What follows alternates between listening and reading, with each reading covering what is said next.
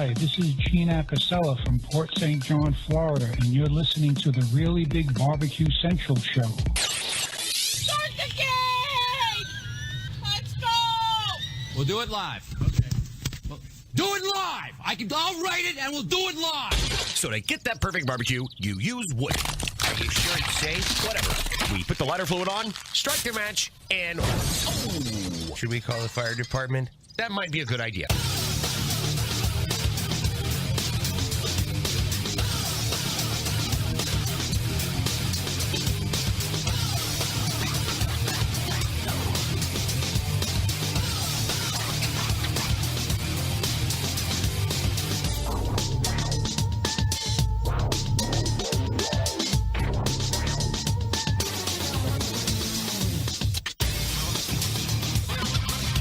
Welcome to the Really Big Barbecue Central Show, a show that talks about all things important to the world of barbecue and grilling.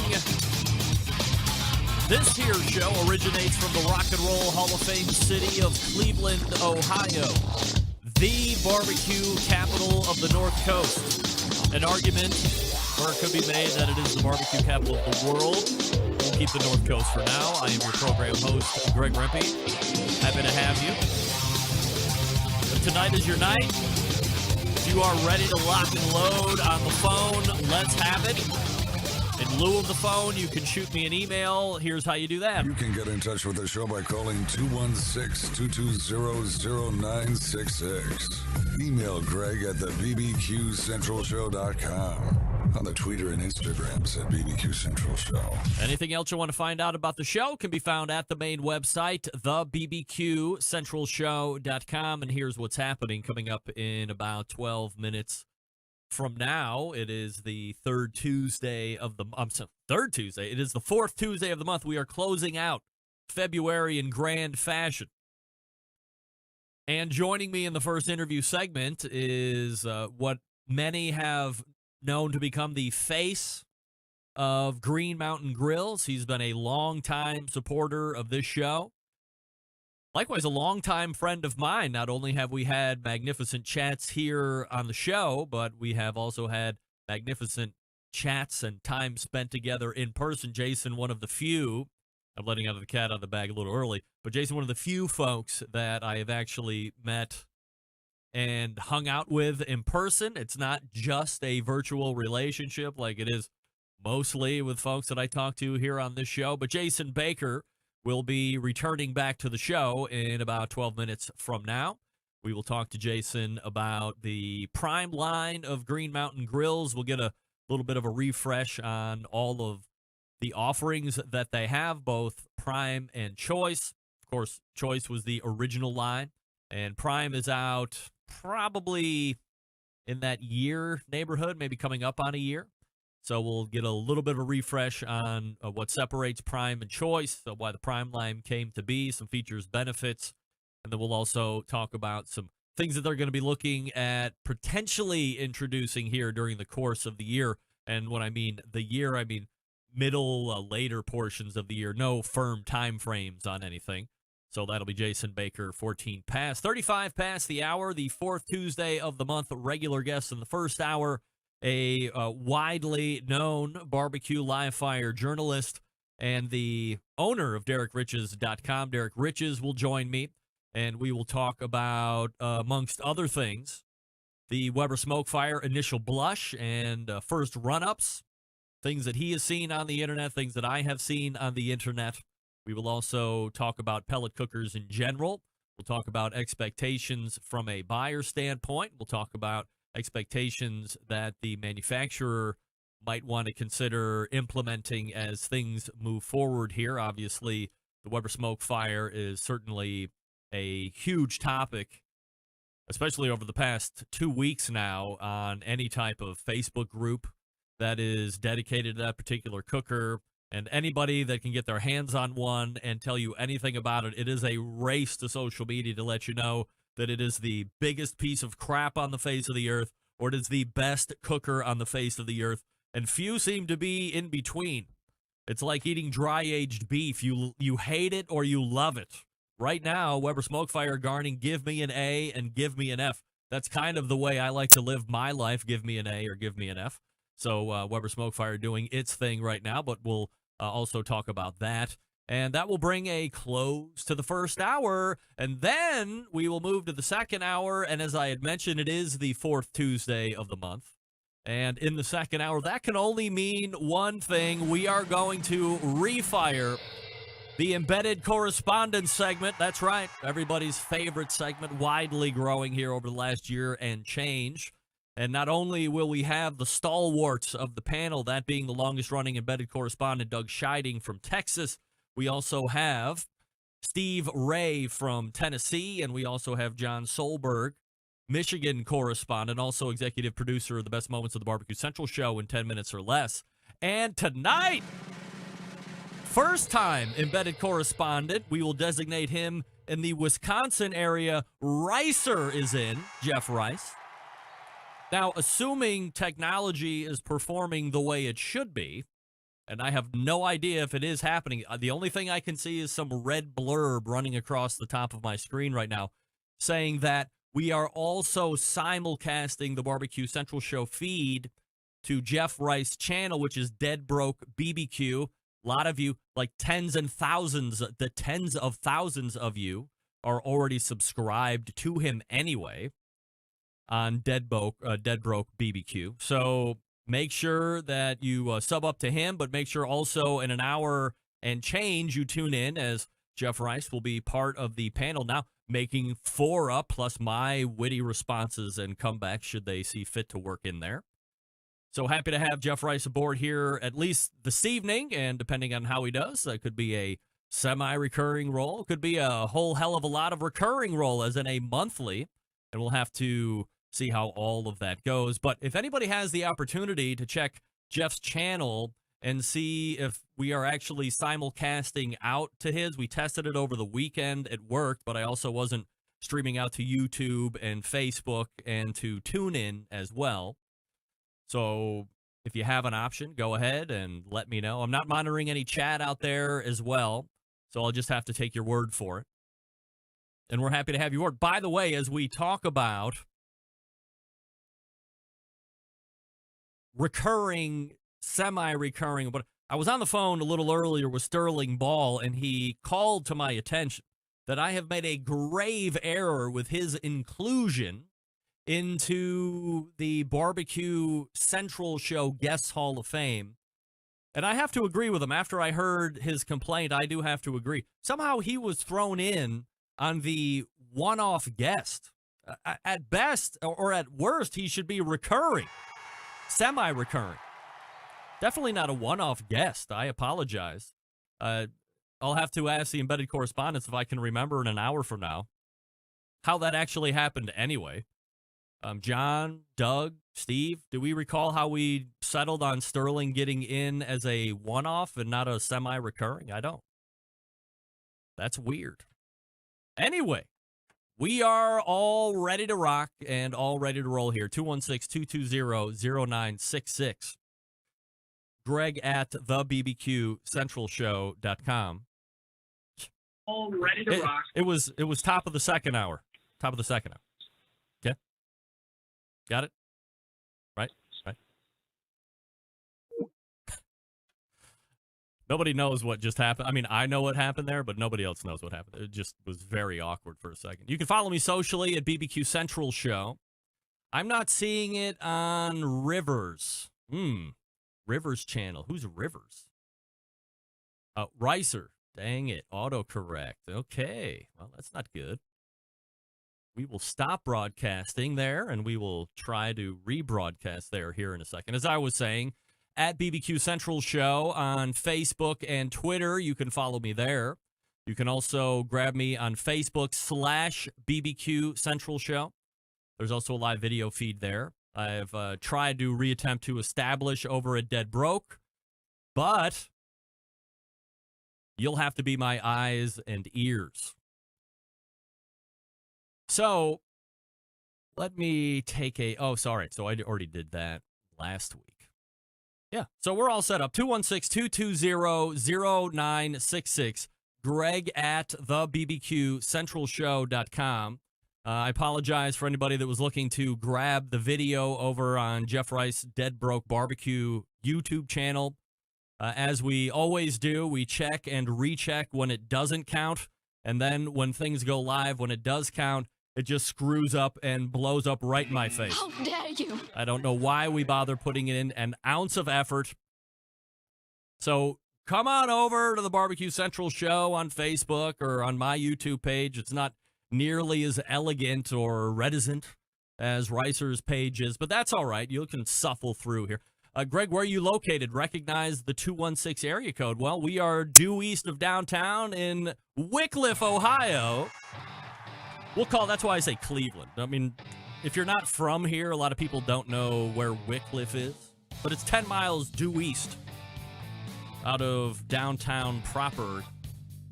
There you go. All right, Jason Baker coming up out of the break. Hey, you work in Mayfield. Well, you know where Wickliffe is. Then I know where Mayfield is. I go by it like every day, depending on which way I'm going to work. Jason Baker coming up out of the break. Let me talk to you quickly about Southside Market and Barbecue. Established in 1882, Southside is the oldest barbecue joint in Texas. They've been owned and operated by the same family for 3 generations. Famous for the original beef sausage, of course. That's coarse ground and a natural pork casing. They also have authentic Central Texas barbecue meats, if you would like. All those meats, including the prime briskets, are smoked low and slow for many hours over Texas post oak wood. They ship nationwide via the online store at southsidemarket.com. They also ship fresh and smoked sausages nationwide. Shipping customers can choose to order now and ship later, include a custom gift note mailed to multiple addresses without additional charges. All shipped items are vacuum sealed to ensure freshness and ease of preparation for the customer. Shipped with dry ice to ensure complete freshness. Upon arrival, all meats processed in that on-site USDA-inspected facility. Meat markets for fresh products. Custom orders are welcome as well. If you want to eat, go to Elgin, Texas since 1882 and eat there, or Bastrop since 2014. Goes through distribution through Texas and many surrounding states. Here's the best part. If you shop southsidemarket.com, as you're checking out, use promo code BBQ Central. That's BBQ CENTRAL, BBQ Central, all one word, lowercase. And get 10% off your entire order. It's not just for the first time, it's the next time and the 50th time and the 48th time. You can do it. Of course you can. It's southsidemarket.com, promo code BBQ Central. We'll step away real quick. I will try Dead Broke one more time, and we will also raise up Jason Baker from Green Mountain Grill. Stick around. We'll be right back.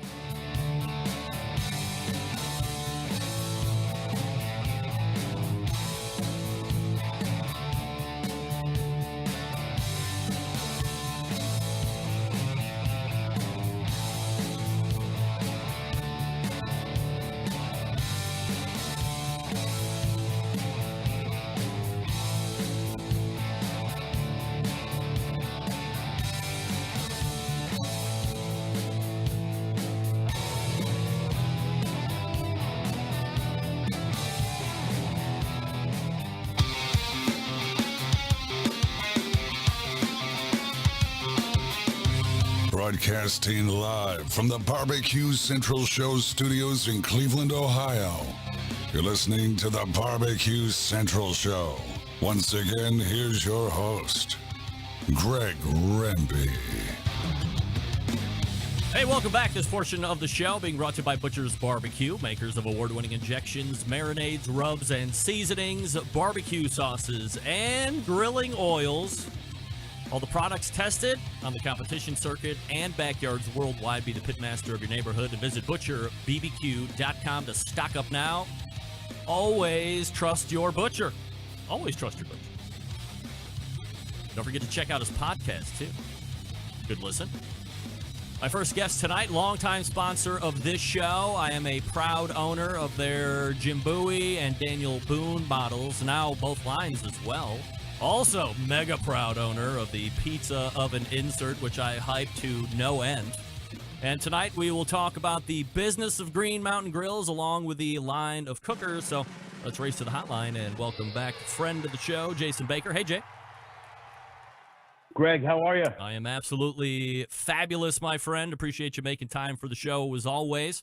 And lots of different stuff to touch on as it relates to Green Mountain Grills and pellet cookers in general, I guess. So, are we right around a year or a year and change of the Prime release of last year?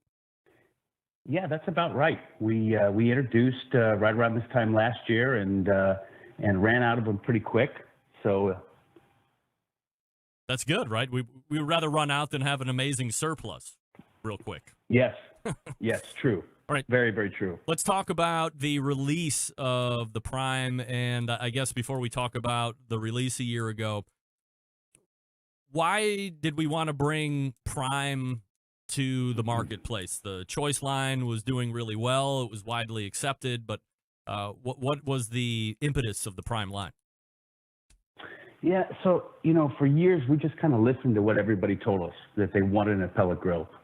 That's kind of how the company started to begin with. And for years, we kind of listened to what everybody was telling us, from our Facebook fans to our everyday fans, telling us, hey, I wish the grill had this, I wish the grill had that. And we kind of took all of that energy, all of those ideas, and put it into the Prime grill. That was the whole point of the Prime. It was to give the customers exactly what they had asked for a number of years. And so things like the ash vac, being able to suck the ash out from outside of the grill, that was a big deal to customers. Being able to use 2 meat probes, that was a big deal for customers. Having more torque in the auger motor to make sure that we could deliver any pellets. We don't care what pellets people use. Obviously, we want them to use Green Mountain Grill pellets, but we recognize that there are a lot of pellets out there. So we added almost 12 pounds of torque to the auger motor through direct current. We added the ability to microinvert our fans to really hone in on temperature control. We learned over years that moving the heat shield left to right just a little bit changes the whole pattern of how airflow moves through the unit. We beefed up the heat shield to make sure it was making sure that we could manage that fire a little bit better. So all these things that we added to the grill were just a culmination of feedback we received from customers. So that's kind of where we got to with the Prime.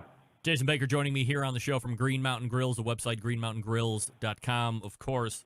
So, Jason, as you are constantly getting feedback from the customer base and you're considering making a completely new line of cookers, implementing the best of the best ideas, like how do you know which ones are the best ideas and which ones are just like people looking to pick nits and they would find something wrong with even the best? We test, Greg. I mean, I think that's the key with everything, is just testing. We spend so much time testing every idea, because every idea could lead to a domino effect of other issues for us. So for us, it's all about the testing, and it's all about asking, right? We don't live in a little bubble here at Green Mountain Grills. Every employee has our grill. Every employee knows how to operate our grill, knows how to fix our grill, knows how to talk to somebody about what could be going on or what their expectation is with this particular situation. So for us, it's all about testing. And yeah, has there been some ideas? Have there been some ideas that we've found that we've gone, well, that's not going to work? Yeah, of course. But that comes from a lot of testing. When we talk about a company carrying multiple lines, I was just talking with Andrew Koster from Pit Boss last week. They have a number of different lines. Within the lines, they have a number of different cooker within the lines. You guys are obviously not, I guess, as big as Danson's, but you have 2 lines now. So you have the Choice line, which was like the initial Green Mountain Grill cooker that I have a pair of. And then we have the Prime line now. Is there any thought to, at some point, phasing out a Choice line and having the Prime be the flagship and the one and only product line, or not so much? Yeah, so what we did was we kind of looked at the arena as Wi-Fi versus non-Wi-Fi. And so the Choice grills that we're offering now are all non-Wi-Fi. So that is a kind of a price point grill that gets anybody right into the pellet grilling world at a very reasonable cost. So that's why we've kept those Choice, Daniel Boone, Choice, Jim Bowie lines going in the factory. And then the other side of it is, yes, the Prime, which are all Wi-Fi. and then the Davy Crockett, which is also technically prime at this point, because we kind of looked at everything from direct current versus alternating current. The item that I keep going back to, and that I want to make sure we have a lot of new people in the chat here tonight, if they're not familiar with the Green Mountain Grill Prime, certainly there's what I call the peek-in windows on the main cooking chamber and the pellet hopper. I'll ask you a follow-up question about the one on the main chamber here in a second, but the 12-volt power adapter, as you had just alluded to, the Davy Crockett was really the first one to employ this type of powering, but then as the Prime lines came out, you also adapted that to the Jim Bowie and the Jim Bowie and the Daniel Boone. Why are they, or why is that 12 volt so unique and so important? Well, for us, it was unique because we could monitor that airflow a lot easier when we managed our RPMs from a very low point all the way to a very high point. And so being able to really hone in on, a certain RPM out of that fan instead of a low, medium, high gave us super control over the air through that tunnel. And the other side of it was with direct current, we were actually able to add torque to the auger motor. So that was another big plus for us. And the fact that direct current parts have been seemingly, at this point, we've seen them much more robust than our alternating current parts.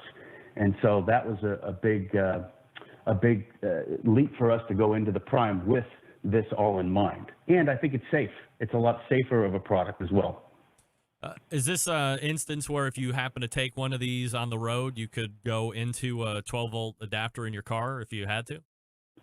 100%, yeah. Being able to plug that in directly to your vehicle. We actually include alligator clips with every single one of our units, so that can run right off of a battery until you have a depth of discharge on the battery itself. But yeah, that kind of mobility was a big part of it as well, for sure. The peek-in window on the cooking chamber. I know we talked a little bit about it last year, and I was a little sketchy, and I have been relatively sketchy on anything on a cooking chamber that you can look into, simply because it seems really like a great idea the first time you use it, but the fifth time you use it, you can barely see through it, and then, oh my God, it is such a pain in the ass to clean. You wonder, well, why did they bother putting it in the first place? Is this going to be any different, or is it going to be one of those things where it's a limited visibility and then all of a sudden you really can't see through it? I think it's up to the individual customer. I think that we've listened to customers ask for this for a number of years, and what I see, at least on the forums, is some people love it, some people hate it, and if you hate it, it goes black and it's covered, and you don't ever have to worry about it. That is what it is. But, a little bit of lemon juice seems to cut right through that grease on the window. I clean my window often enough if I just want to peek in there and see what's happening. But some people, if you don't like it, it's not a deal breaker. It can go black and the grill still operate just fine. So we're battling against the laziness of America. By the way, that's the host talking and not you. Yeah, right. Something like that. GreenMountainGrills.com is the website if you want to check it out here while we're talking. And then I guess the other big portion of this is from a chassis standpoint. The Primes are built on what we would call more of a heftier or robust build. Absolutely, yeah. We added, so the original choice Daniel Boone Wi-Fi and Daniel Boone were 150 pounds, 152 pounds, and now these grills are almost 200 pounds. And then on the Jim Bowie, they're almost 230 pounds. So we added a lot of steel. We wanted to make sure, one of the things that people complained about, because they do move their grills, people that move their grills around a lot, people would complain that the legs were a little not as robust as they could be. So we added a ton of weight into those legs. We tied in a very nice bottom shelf so folks could put some items down on the bottom shelf. And then we also added a front shelf.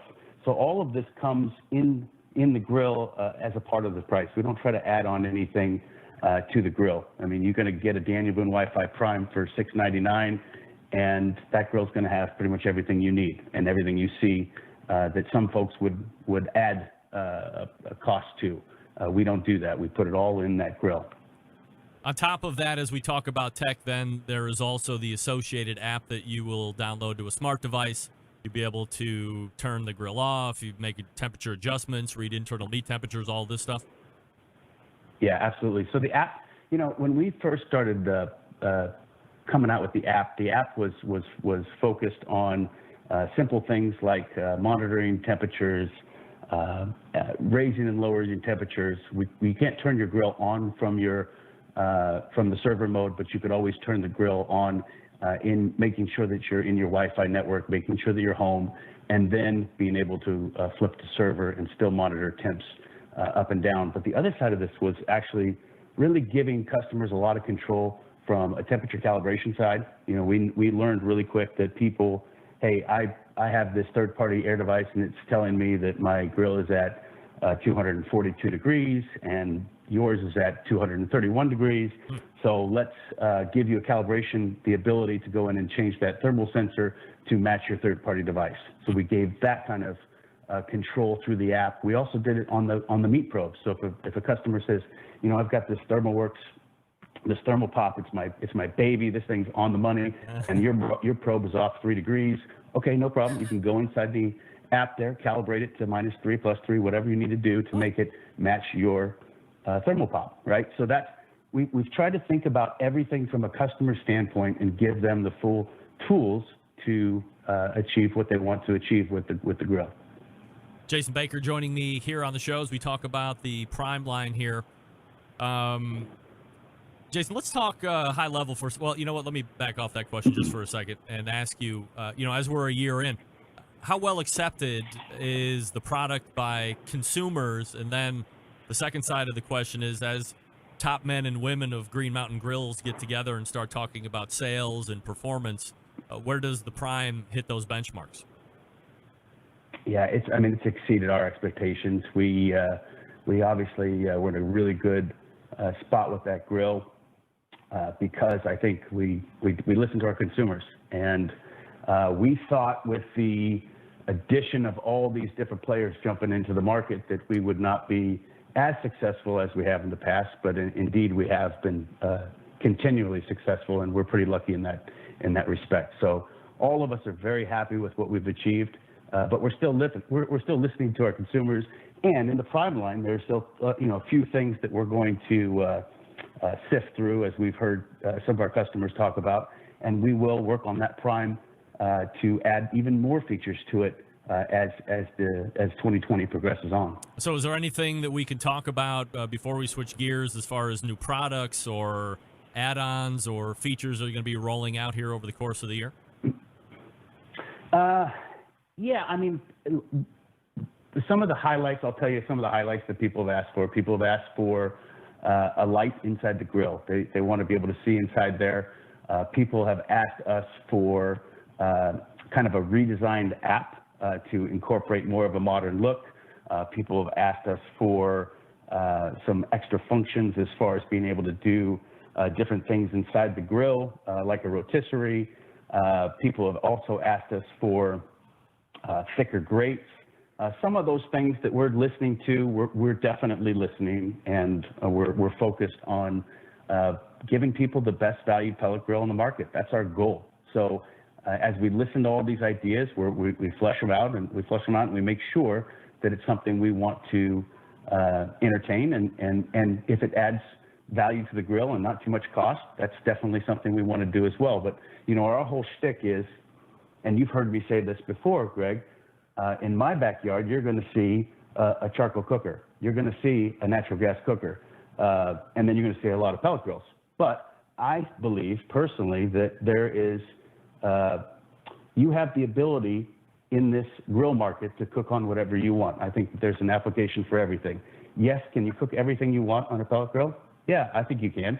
But there are cookers out there that do a great job of cooking certain items that you want to cook.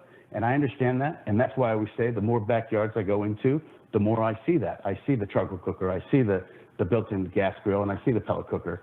That's the world that I live in myself, and that's more of the world that I see as I'm in people's backyards. And the more I listen to customers talk about, I really like to sometimes, start a charcoal fire. Sometimes I really like to just, cook those, something quick on the propane grill. But that pellet grill, covers a lot of what I want to do on a daily basis as well. So, that's a piece of, not to get off subject, but that's something that I see a lot of my competitors do, is kind of focus on this. Well, this grill can do everything, and well, it can, but it also, if your expectation is, I've used this cooker and this cooker in the past, and that's what it's going to be hard to change. It's going to be hard for you to understand a little bit more complexity into a pellet grill. So I always say, when you should have an arsenal of grills that you're comfortable with, that you want to take care of your family and friends with. Well, that was going to be the question I was leading into, is did I miss, because I try to keep my finger on the pulse of what the consumer is looking for, where the industry is going, and I thought I completely missed a whole bit of time here where I agree. There were years and years of dudes like me and you growing our multiple cooker syndrome habit, where we had multiple charcoal and wood and stick burners and pellet cookers, and it was a badge of honor to sit there and say, yeah, I have 9 cookers on the back of varying fuel sources, and most people would look at you like you're freaking crazy, but the ones that really knew were like, wow, this is a man's man right here. He might be all of 160 pounds soaking wet, but he is a man's man when it comes to cookers. And then all of a sudden I was like, wait, did I miss the part where all of these cookers now have to do high heat grilling and offset cooking and medium cooking and low and slow barbecue? So I guess we both agree that while if you had to choose one, for instance, you'd want to choose a Green Mountain Grill, but we do believe that having a multitude of cookers in the backyard is not only efficient and cool, but it allows you to be way more flexible depending on any situation you're put in. Absolutely. 100%. That's just what I believe in. That's what I preach to anybody that'll listen. I think that this is a big market, and I think that for us to sit here and say that pellet's the only way to go, that's not what I preach. That's just not. That's not entirely. That's not the avenue I would go to enter into this market. But I wouldn't go into it bashing pellet grills either. I think that's on the antithesis side. That's something I see too from other manufacturers, and I just don't believe in that. That's not a mantra that I prescribe to. Jason, I'm going to tell you right now, as you had mentioned, some of the other things that we might be seeing in later in the year. Scratch everything, totally worthless, except for thicker grates. I do believe that thicker grates is probably a good thing. Forget about the light in the cooker. That's probably worse than the window peeking into the cooking chamber. I don't even remember what you said the other thing was. Refreshing the app. I mean, let me ask you this question. Jason, as you guys are sitting here it's just me and you talking. Do you guys really believe that the majority of consumers that are buying pellet cookers are demanding the amount of freaking tech that is going onto these cookers? Or do you feel like you have to put it on, like you feel like you have to show up to X trade show or Y trade show in order to be there? Man, I'll tell you what, it's a different world out there, Greg, and I feel like it. Am I an old guy now, Jason? Am I old? I am. I know. I'm not going to speak for you, but I'm going to say I am. And yes, I would tell you that. Look, the gamer community is intense, right? I'm not a gamer. I don't really understand it all that well, but I do know that it's growing, and I know that I've got a couple employees that are great, and they love our grills, and they push the grill out there to a world that I don't even know. And you've got all these guys that are gamers, cooking a brisket for the first time, going, man, that was easy. That wasn't that difficult. I got this. And they're doing it from an app. But then they're opining and they're saying, oh, well, you should add this or you should add this. And you just feel like you have to listen, right? I guess. You would know better than me. I'm just here to fashion opinions and throw it out there for everybody's consumption. Hey, why don't you do this? Go over to greenmountaingrills.com, check out what they have, and then find a dealer nearest you so they can educate you properly, and that way you have it ready to rock and roll when you get home. Jason, always appreciate the time and the support of the show here, my friend. Let's do it again. Thanks, Greg. Appreciate it. I'm glad you didn't ask me about pineapples or Bloody Marys. Thank you. I know better than that, Jason. We've known each other too long, for crying out loud. There he is. Jason Baker, everybody, from Green Mountain Grills. I mean, there's no way I'm going to ask Jason about pineapple or bloodies. Right? We all know about that now. I just did a great recording with Meathead, and I for his podcast that I do on his Pitmasters Club forum, I was able to reuse the pineapple sound yet again. I mean, it's week 6 of Pineapple Madness. Maybe it's week 6? 2, 4? Yeah, week 6. That's incredible. Are we going to get another pineapple news cycle out of Meathead? That's what I want to know. Derek Riches is coming up out of the break. And let me talk to you quickly about Big Papa Smokers, the one-stop online shop for all things barbecue. Their curated selection of only the best outdoor cooking and grilling supplies get you on the path to better barbecue results in no time. Everything at Big Papa Smokers has been Pitmaster approved by Sterling Big Papa Ball himself. They have 13 perfectly balanced flavors of rubs and seasonings. They also have a great relationship with Steph Franklin over at Simply Marvelous Barbecue. Put those two together, and now you have the West Coast offense. Winning each and every weekend, also winning in the backyard. If you haven't tried Big Papa's Rubs or Simply Marvelous or some of them together, you're missing out. They also own Granny's Barbecue Sauce, so if you are on the lookout for a new go-to sauce or you're sick you're making your own, try Granny's. You just might love it. And they're selling cookers as well, you know it. Mac 2-Star General Pellet Grill, Meathead loves it. Darren Worth loves his pair. Sterling cooks on some. They're the exclusive Mac dealer, and they offer special packages as well if you don't like pellet smokers. Old Hickory Ace BP could be just what you're looking for. Big Papa trusts it on his competition trailer. There's no other charcoal smoker on his trailer, by the way, just the Ace BP. If you're not sure of what you need, give them a call, 877-828-0727. They got something for every kind of level of cooker and budget. BIGPOPPA Smokers, Big Papa Smokers.com. And I feel bad for California, too, competitions, by the way. And they are dropping like flies out there. I think, was it 5 or 6 more California barbecue competitions are gone. That sucks. How can you win Team of the Year, Sterling, if you have no damn contests anymore? All right, stand by for Derek Riches. We'll be right back.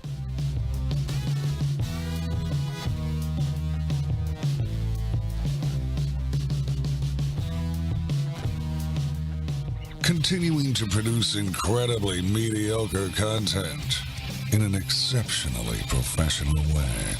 You're listening and watching the Barbecue Central Show. Once again, here's your host, Greg Rampey. Getting through the first hour, and this portion brought to you by cookinpellets.com. Your number one source for quality wood pellets for all your pellet-driven cookers. You visit cookinpellets.com for more information or to purchase. You can also buy from Amazon.com if you would rather, but go to Cookin Pellets, COOKIN Pellets.com, and load up.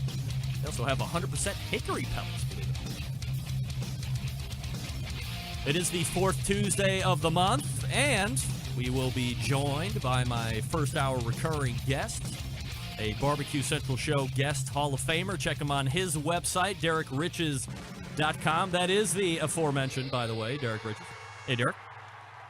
Hey, Greg. How you doing? I'm fabulous. How are you? Oh, all right. All right, so we have some things to talk about here this evening. Look, Derek, if we're covering the industry, and when I say we, I mean you professionally, me in a trolling type sense, it's been hard to miss the talk of Weber Smokefire, and as we roll it back, it was, I don't know, I mean, do you remember a time when there was a more hotly promoted / anticipated cooker getting ready to hit the market? I was thinking maybe Traeger Timberline a couple years back, because I happened to be at the HPBA Expo in Atlanta the year it was coming out, and I got to walk around it. But then I figured, well, I wasn't there. I probably wouldn't even really hear about it. So I tempered where I thought how hot I was on that. What do you think? Yeah, I think this is probably the biggest release we've kind of seen in the industry. Easily? Yeah. Yeah.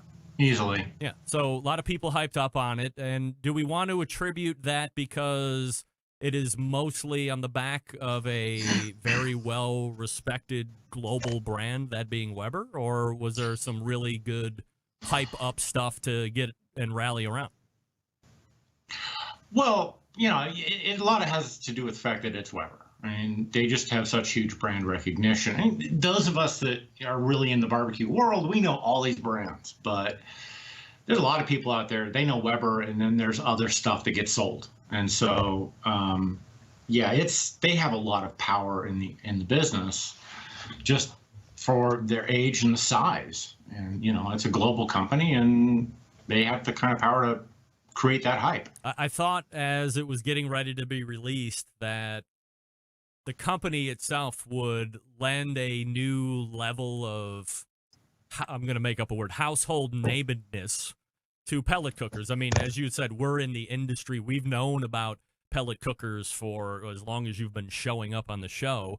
We've talked about original Traegers before all the selling and all that stuff, and that was like the only one. Then Fast Eddie came out, and then all of a sudden they were all over the place. Patents run out, everybody rushes to market, and now we have a number of fairly well-known brands amongst us in the live fire community.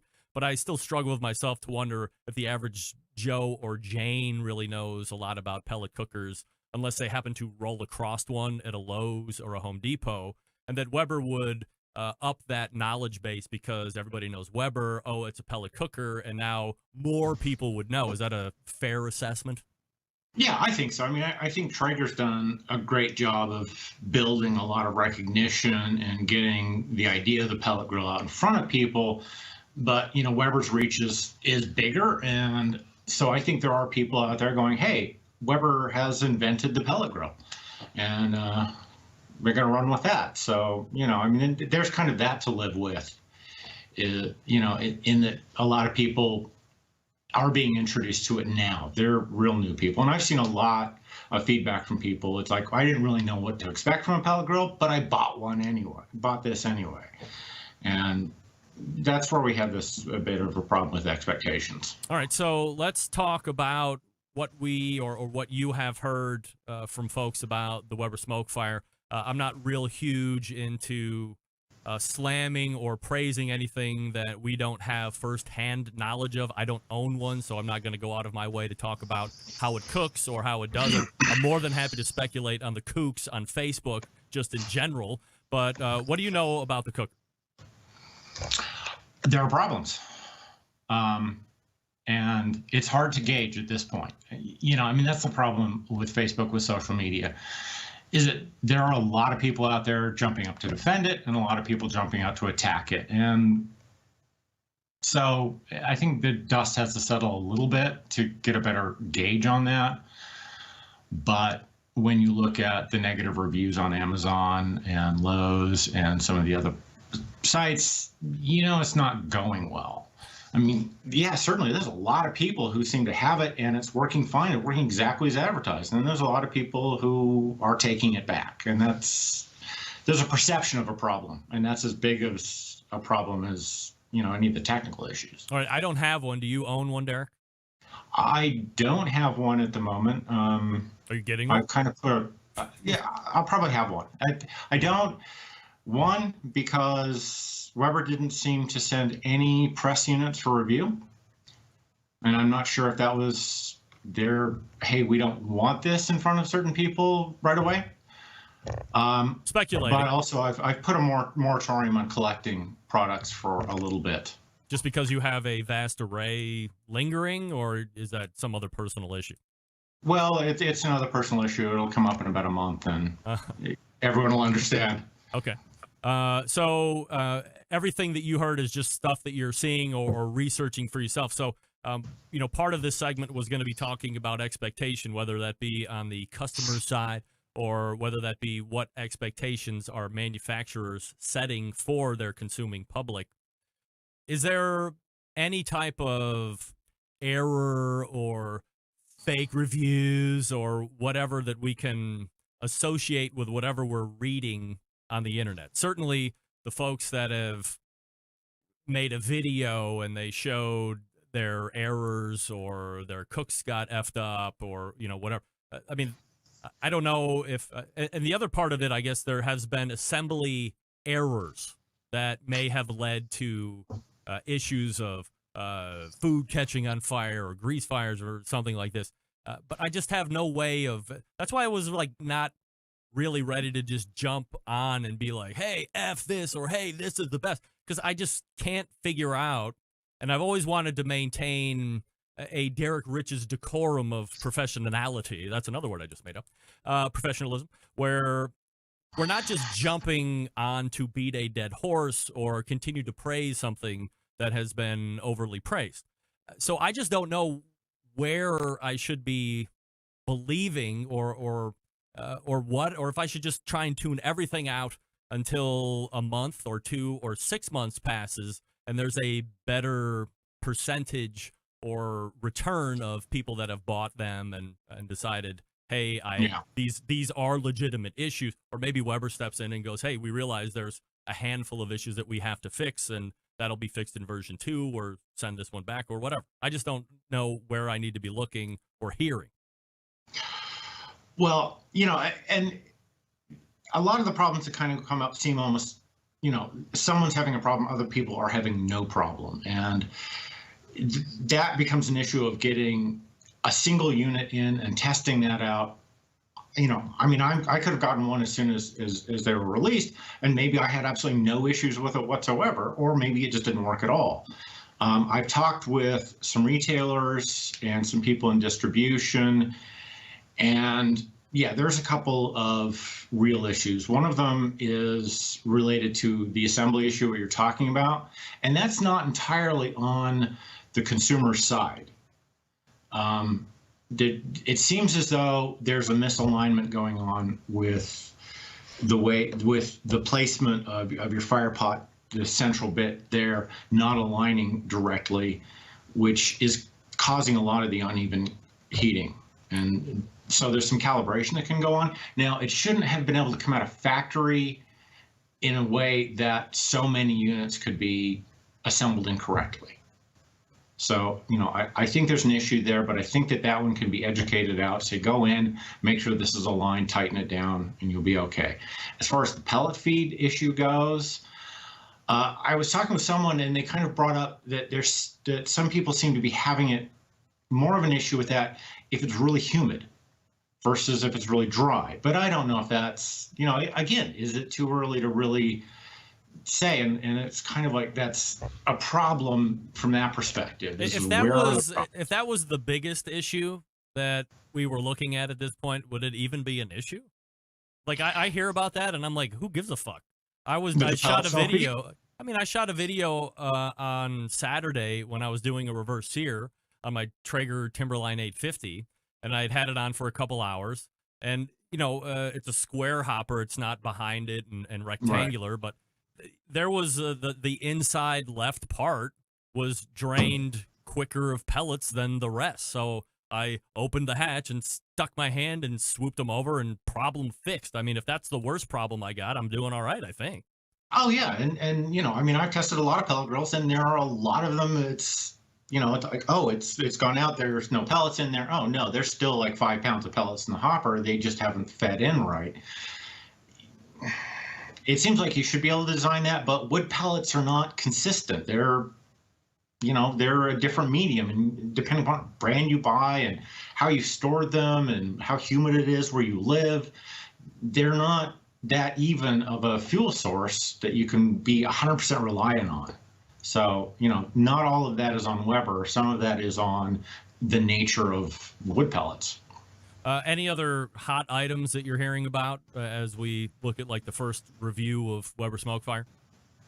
Well, I think that a big issue, I think the really big problem is that when Weber was out there and they were talking about it, they were talking about all the capabilities it would have, which it does seem to have under normal circumstances. But then it's like, oh, well, once in a while you're going to have to go in there and clean it out. It'll take you 2 minutes. It's not going to be an issue.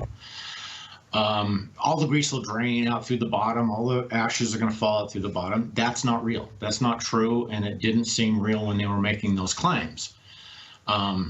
So the fact that it can have grease fires, and there's already people going, it's the Weber grease fire, and it's got that problem. You have an open flame system with fatty foods, you're going to have flare-up problems, you're going to have grease fire problems. It's not something you can truly avoid, but their claims were a little excessive, I think. Misleading or just over-hoping? I don't know. That's a hard one to answer. I can't imagine that they weren't really aware of that, if they had tested it. It does seem like there wasn't enough real-world testing. I mean, Weber in the past there's been people that have received prototypes of other products, and they've tested them out long before Weber's ever announced its release date. And they've been able to do kind of real-world testing. And it doesn't seem like this happened this time. They could have sent it to some people and said, hey, play with this. Here's an NDA. Don't talk about it. Give us your feedback, and we can make sure it works, out of the box. This has been a stumble for them. All right. Derek Riches joining me here on the show. DerekRiches.com is the website. I had Kevin Coleman on my show in November, and he told me that he had personally had over 800 hours of cooking on this unit. There's no reason to discount that statement, is there? No, I don't think so. Yeah. But what are the circumstances? What are the environment? Let's talk about expectation.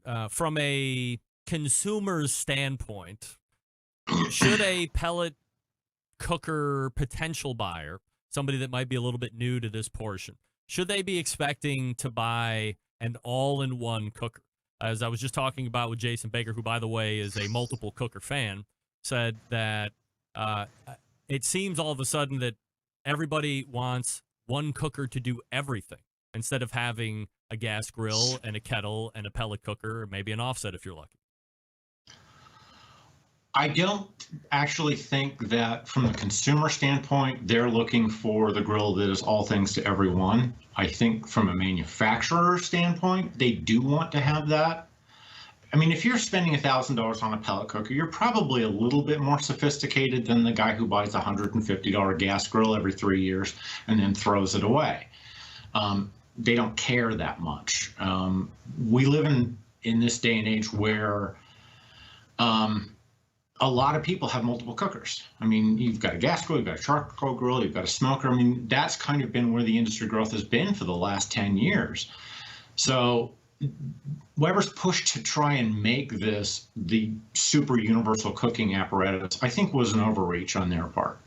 Pellet grills make great smokers, and it's always been kind of a misnomer. When Joe Traeger made the first pellet grill, he called it a grill because he wanted to make a grill because he hated his gas grill. And that's stuck.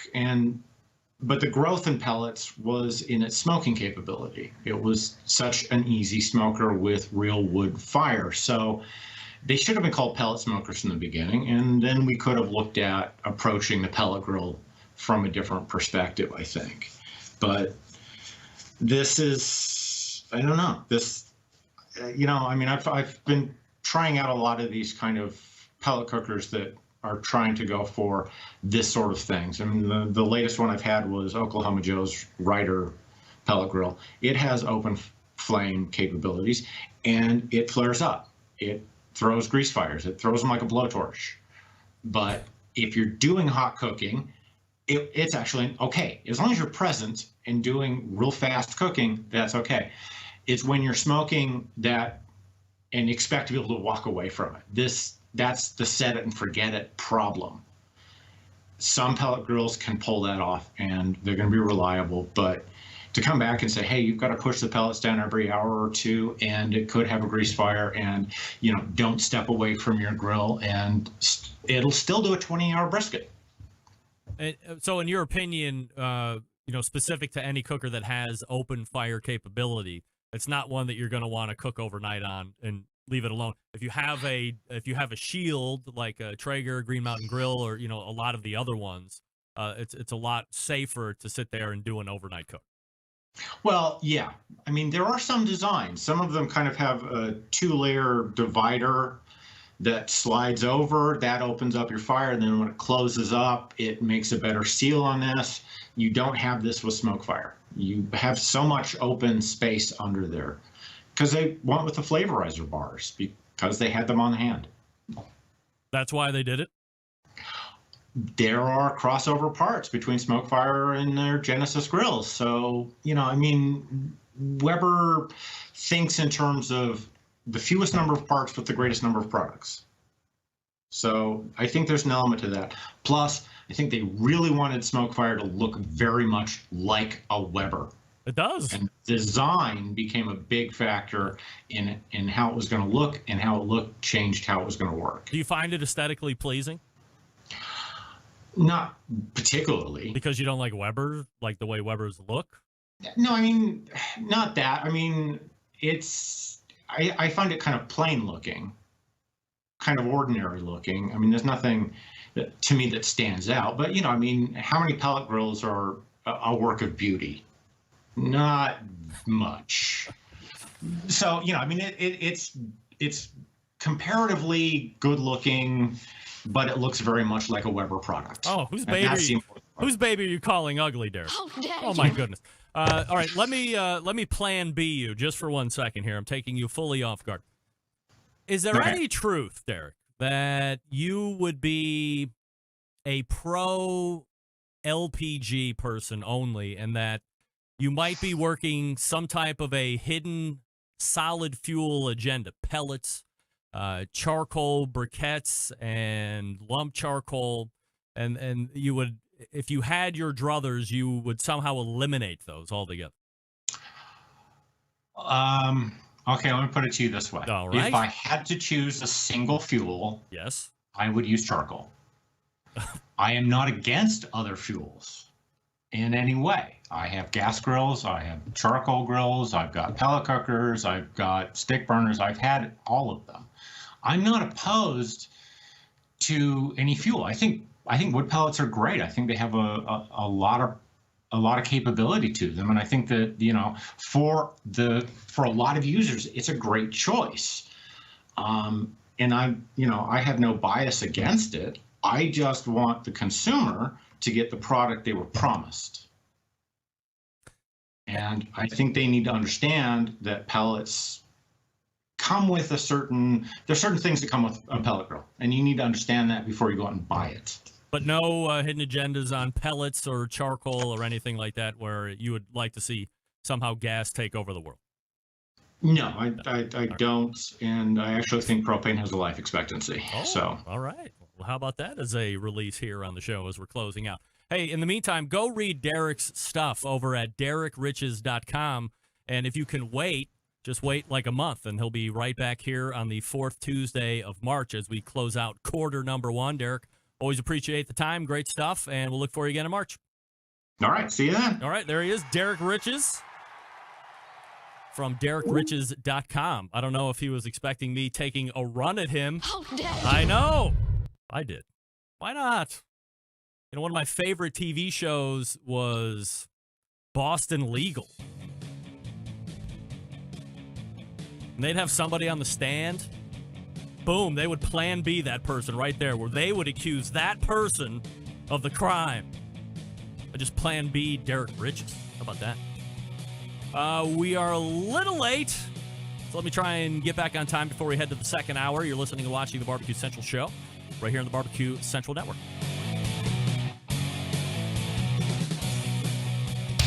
Big name interviews, advice on cooking brisket and ribs, and the only host willing to share his honest opinion on all things important in the world of barbecue. It's the Barbecue Central Show. All right, welcome back. This portion of the show is being brought to you by Fireboard. You can monitor up to 6 different temperatures simultaneously, connect to Wi-Fi for cloud-based monitoring, or via Bluetooth. Alexa and Google Assistant capable. Find out more by visiting fireboard.com or call 816-945-2232.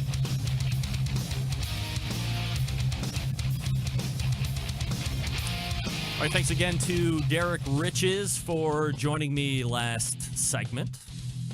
Lots of stuff to react to there. If you would like to, send me an email, greg@thebbqcentralshow.com. And his website, if you want to read what he is talking about, Greg at DerekRiches.com. I was going to give you the email address here. DerekRiches.com. That's DerekRiches.com. We are refreshing libations as we point to the second hour. Of course, the embedded correspondence segment will be there, and you are ready to go. Stick around. We'll be right back. You're listening and watching the Barbecue Central Show right here on the Barbecue Central Network.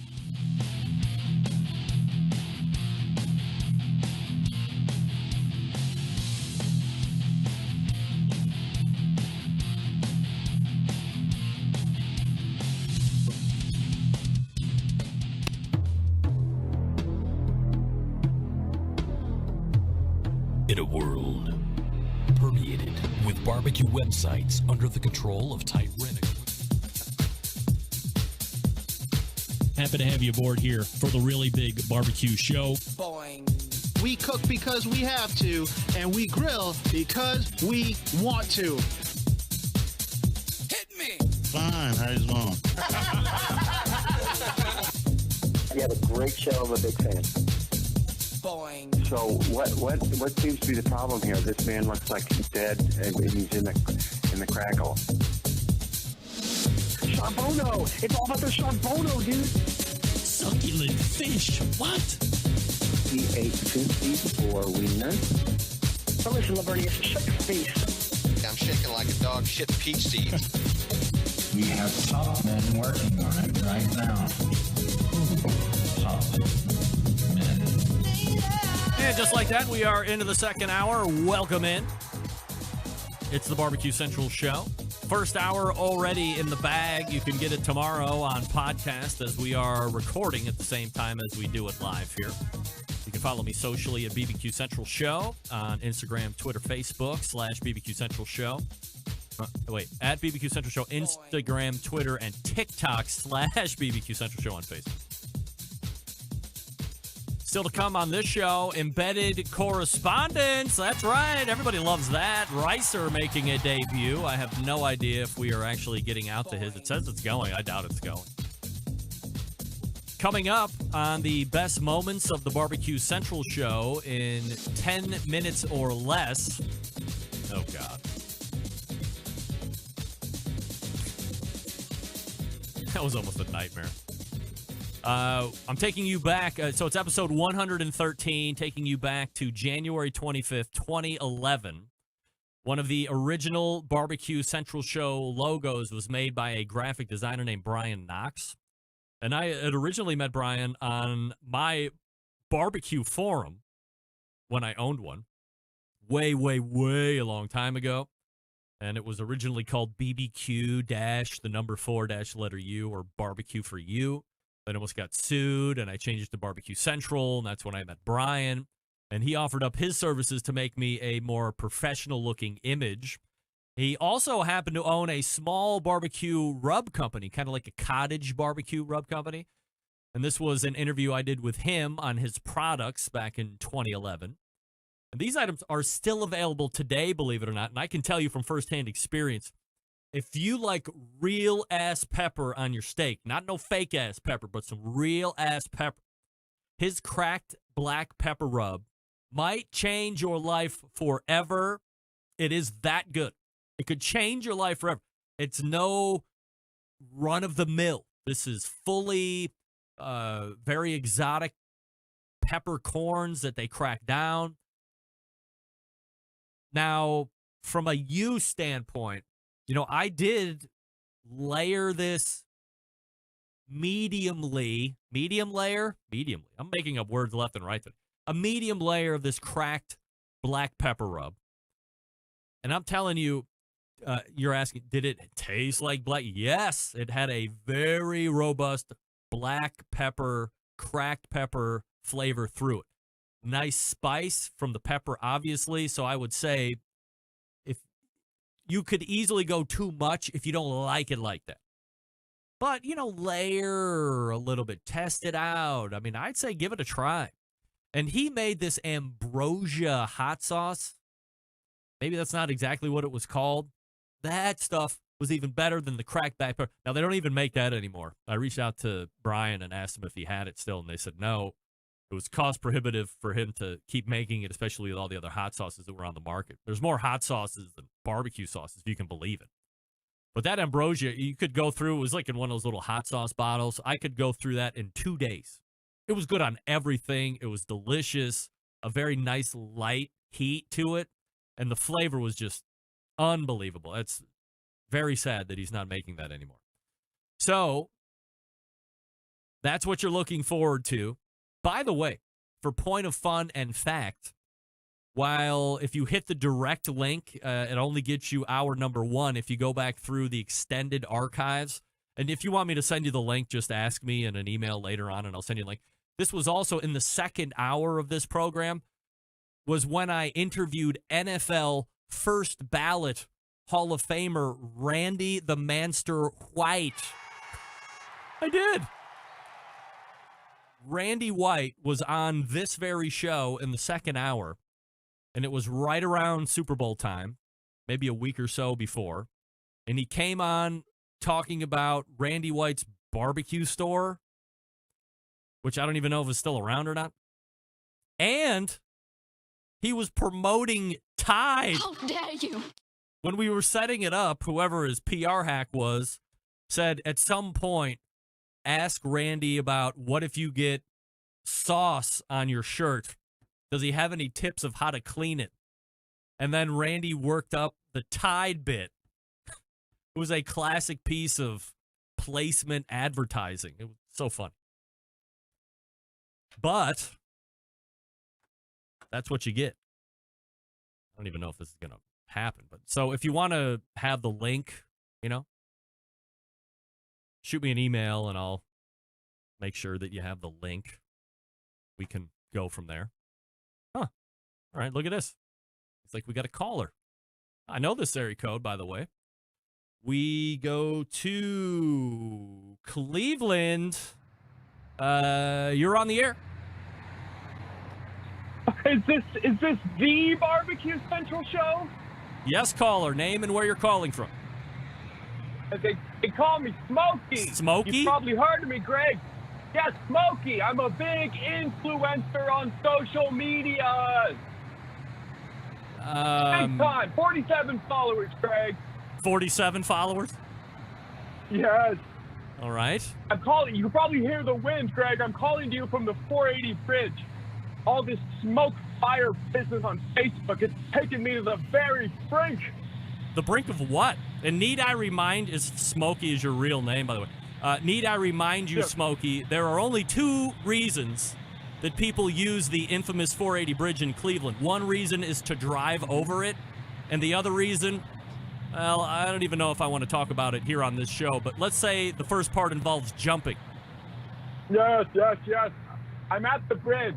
Door number 2, Greg. Door number 2. Oh, no. I did drive to the bridge of my car, so I guess if we're talking about technicalities, I did do both things. But don't distract me when I'm here to talk about the smoker fire.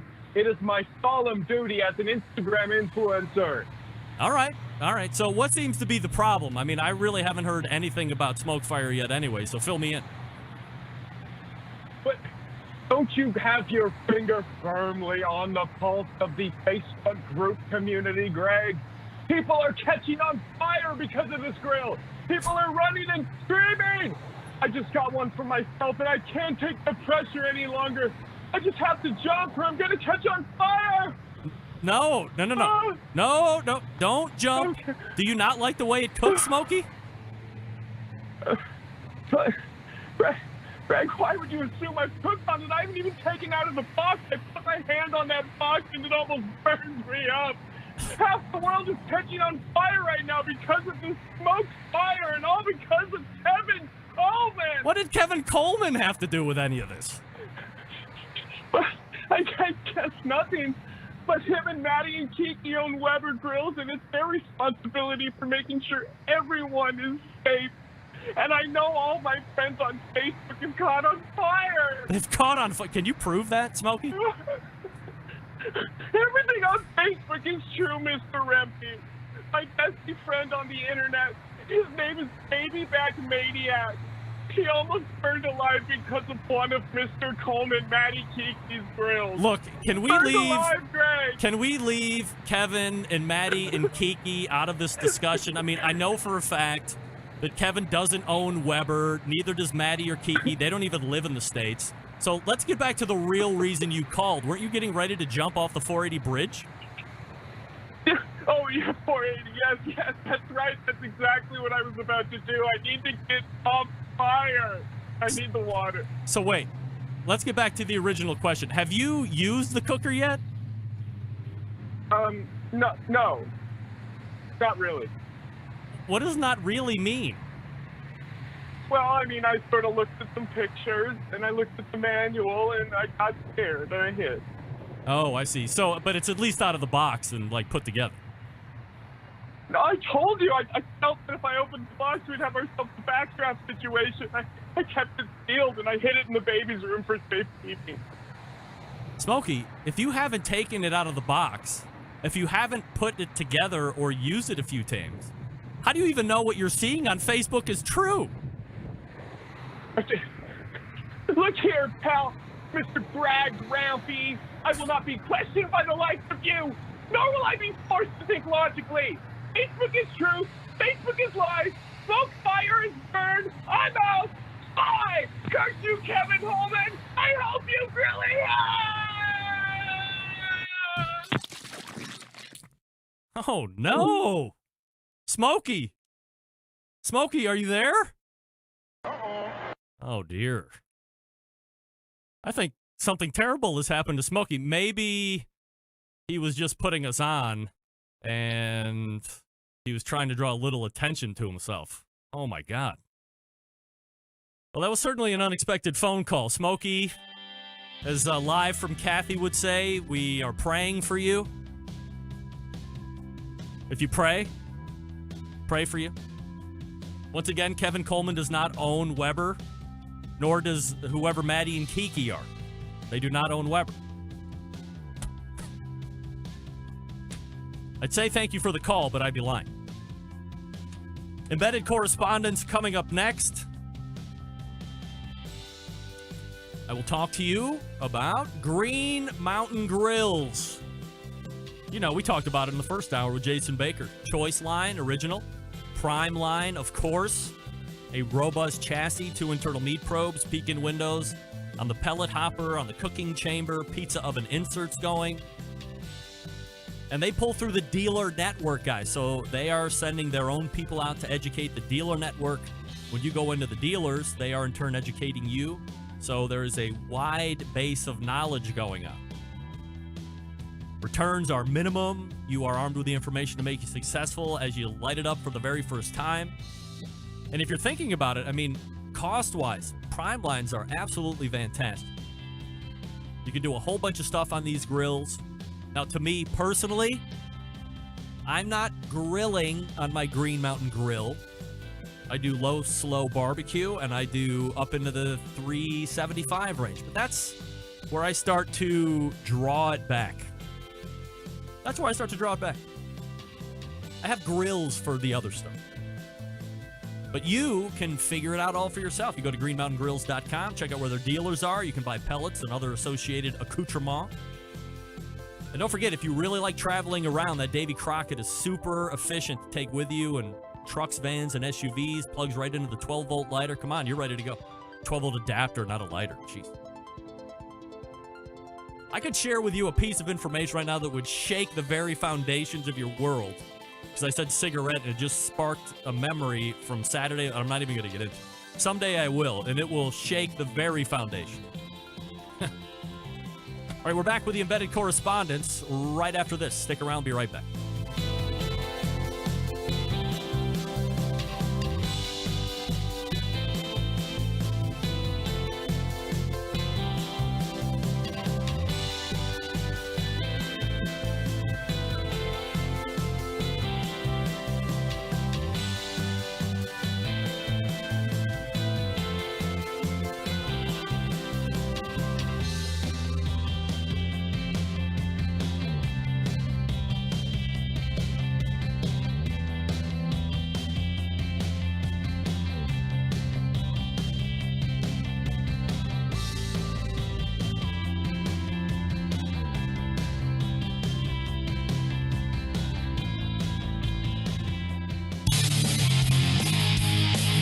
only show giving you a monthly visit from a doctor of barbecue, a man actually named Meathead, the author of a barbecue Bible, bloggers, reviewers, competitors, and manufacturers by the dozens. It's the Barbecue Central Show. Once again, here's your host, Greg Rempe.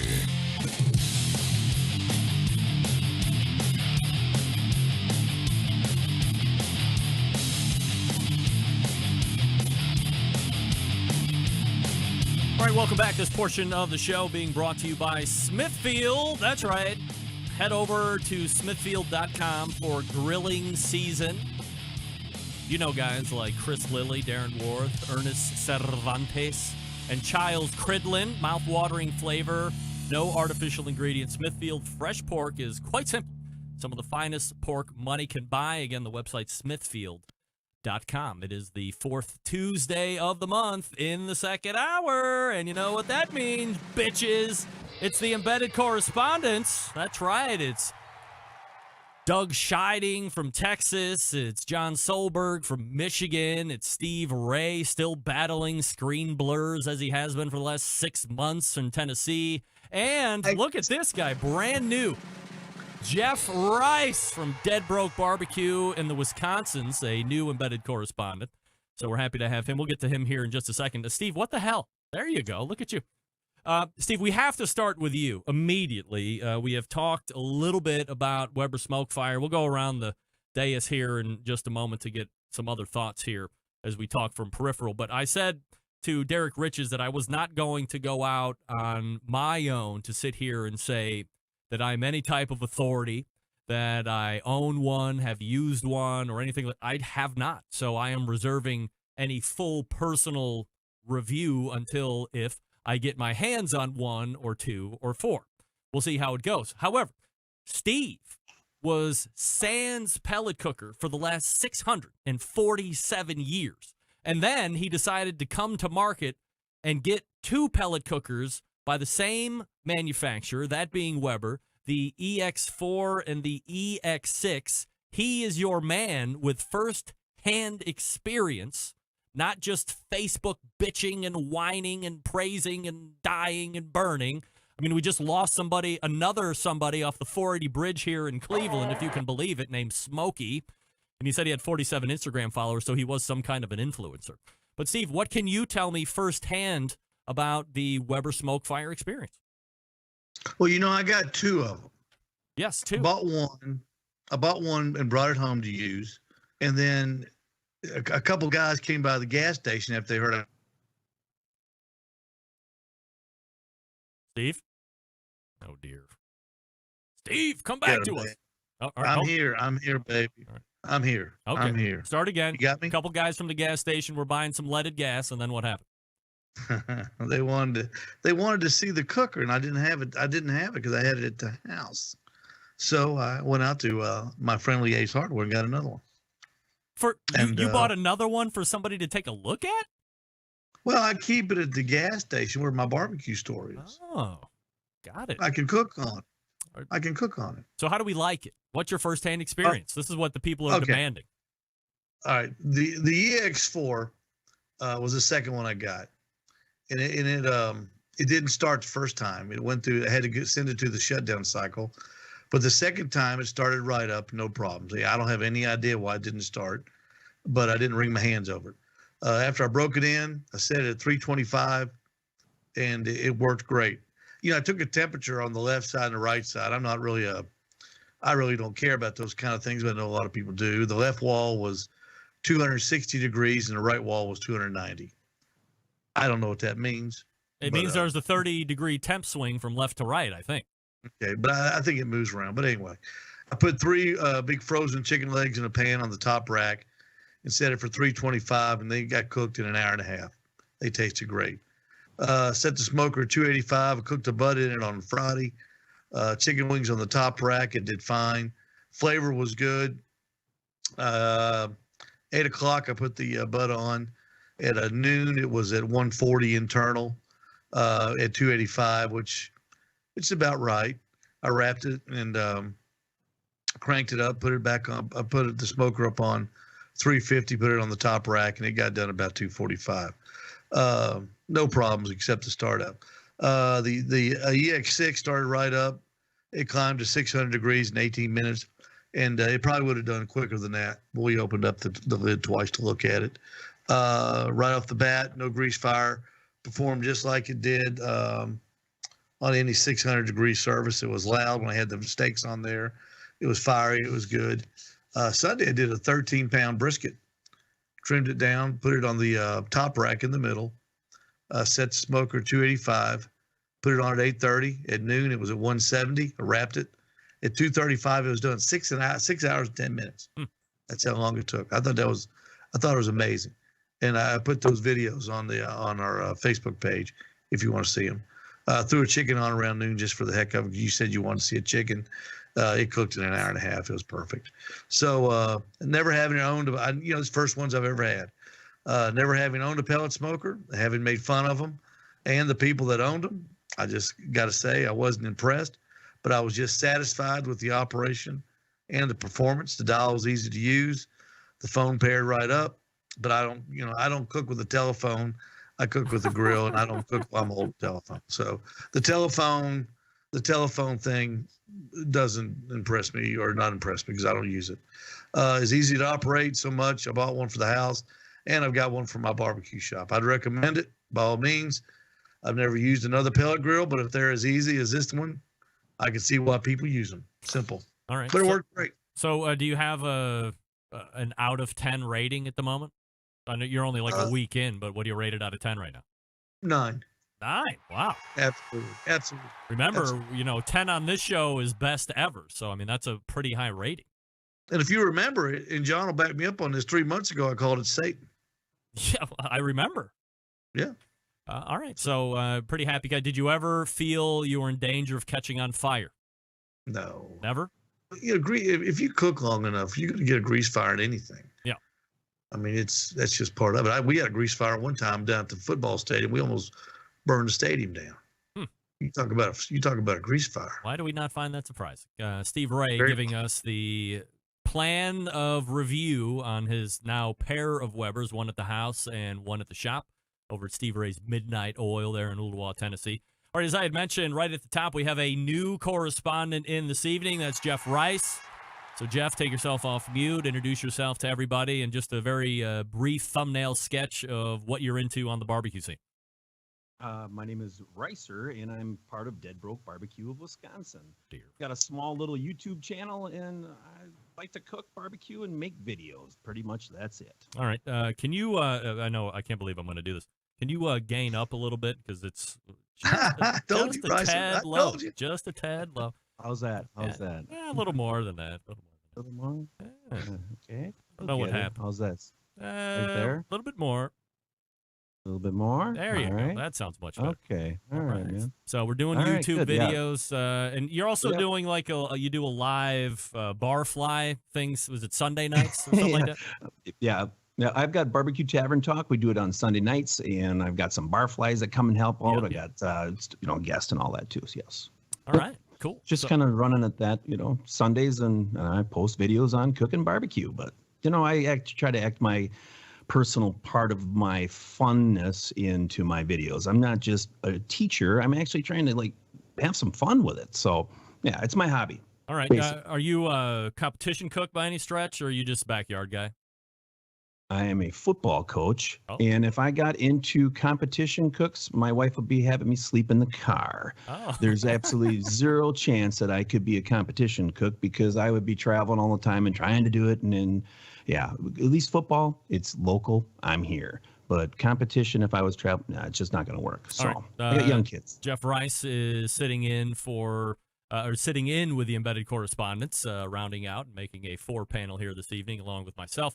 So let's keep with the sports theme just for 1 second here. Let's quickly go around the group here. Some of you guys are more sporty than others. But we start with spring training here. Pitchers and catchers and position players are also starting to show up, as we know when it comes to baseball and MLB that the Houston Astros are the seedy underbelly of baseball this go-around. They're big cheaters. Everybody knows about it. They may or may not have won a World Series off of that cheating in 2017. Now everybody is lambasting them for getting caught for cheating. Now, I was always brought up in the realm of it's only cheating if you get caught, or if you're not cheating, you're not trying, blah, blah, blah. So let's start with you, Reiser. From an Astros perspective, do you have any thoughts? Do you think that this is as big of a deal as they're making it? Is it even bigger deal than people are making it? What do you think? Hang 'em high. Hang 'em high. Like, you think every batter should be on the lookout, or they should be expect to getting the bean balls like all season, or what? I'd give them a couple every inning. I'm just kidding. No, but really, I mean, come on, cheating, let's get out of here. You know what I mean? And if it's true, I'm going to wait for the dust to settle a little bit more on that one. But I'm a Brewers fan, so whatever, go ahead, go Brewers. So, but really in reality, I mean, I don't like the cheating part of it when it gets brought up. But yeah, you don't have to hit everybody in the forehead, so you don't have to brush them off the plate. Steve, your thoughts on cheating Astros? People have been stealing signs since they started baseball. Bobby Thompson, who hit the shot heard around the world, knew what was coming. They're going to steal signs again. They're just using the technology. Back in the 60s, they used binoculars, the new technology.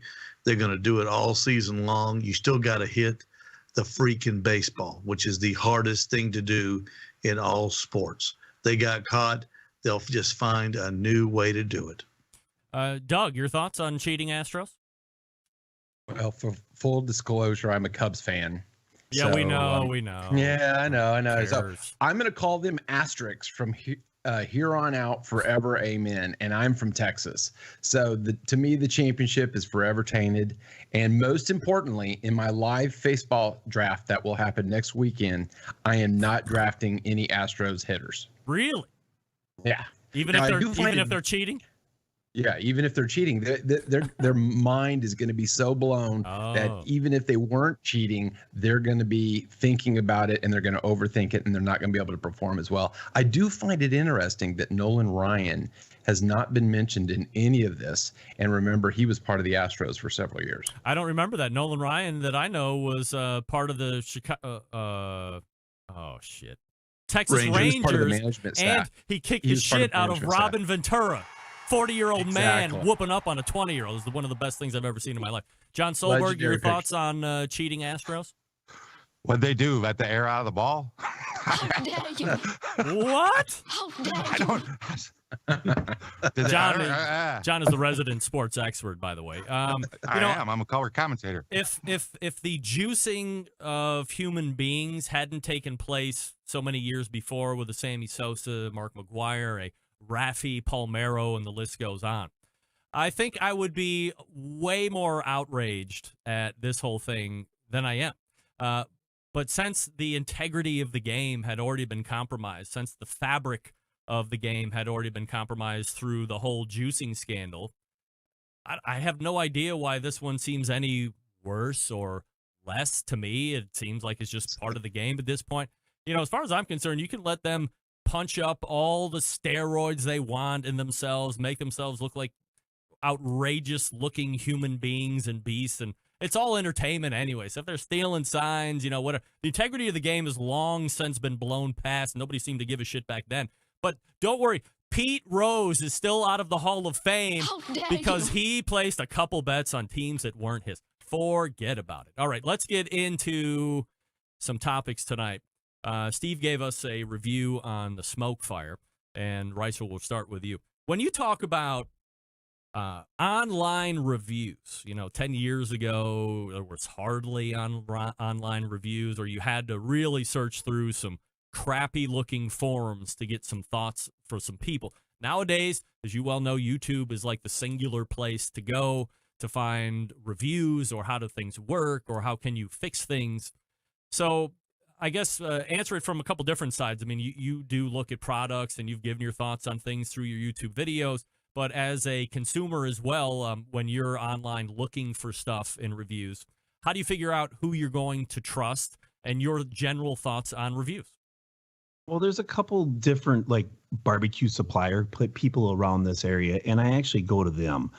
I buy stuff from Walmart. I bought my Pit Boss from Lowe's. It was such a good deal, but I have guys that kind of know more than me. back in the day, I had a Weber kettle, and that's all I ever had, and that's all I ever cooked on. So kind of some of the new equipment, it's popping up on my Facebook because obviously I have some YouTube stuff. It's in my Instagram, but I actually have a couple guys that I rely on to say, hey, is this a good piece of equipment or is it a piece of crap?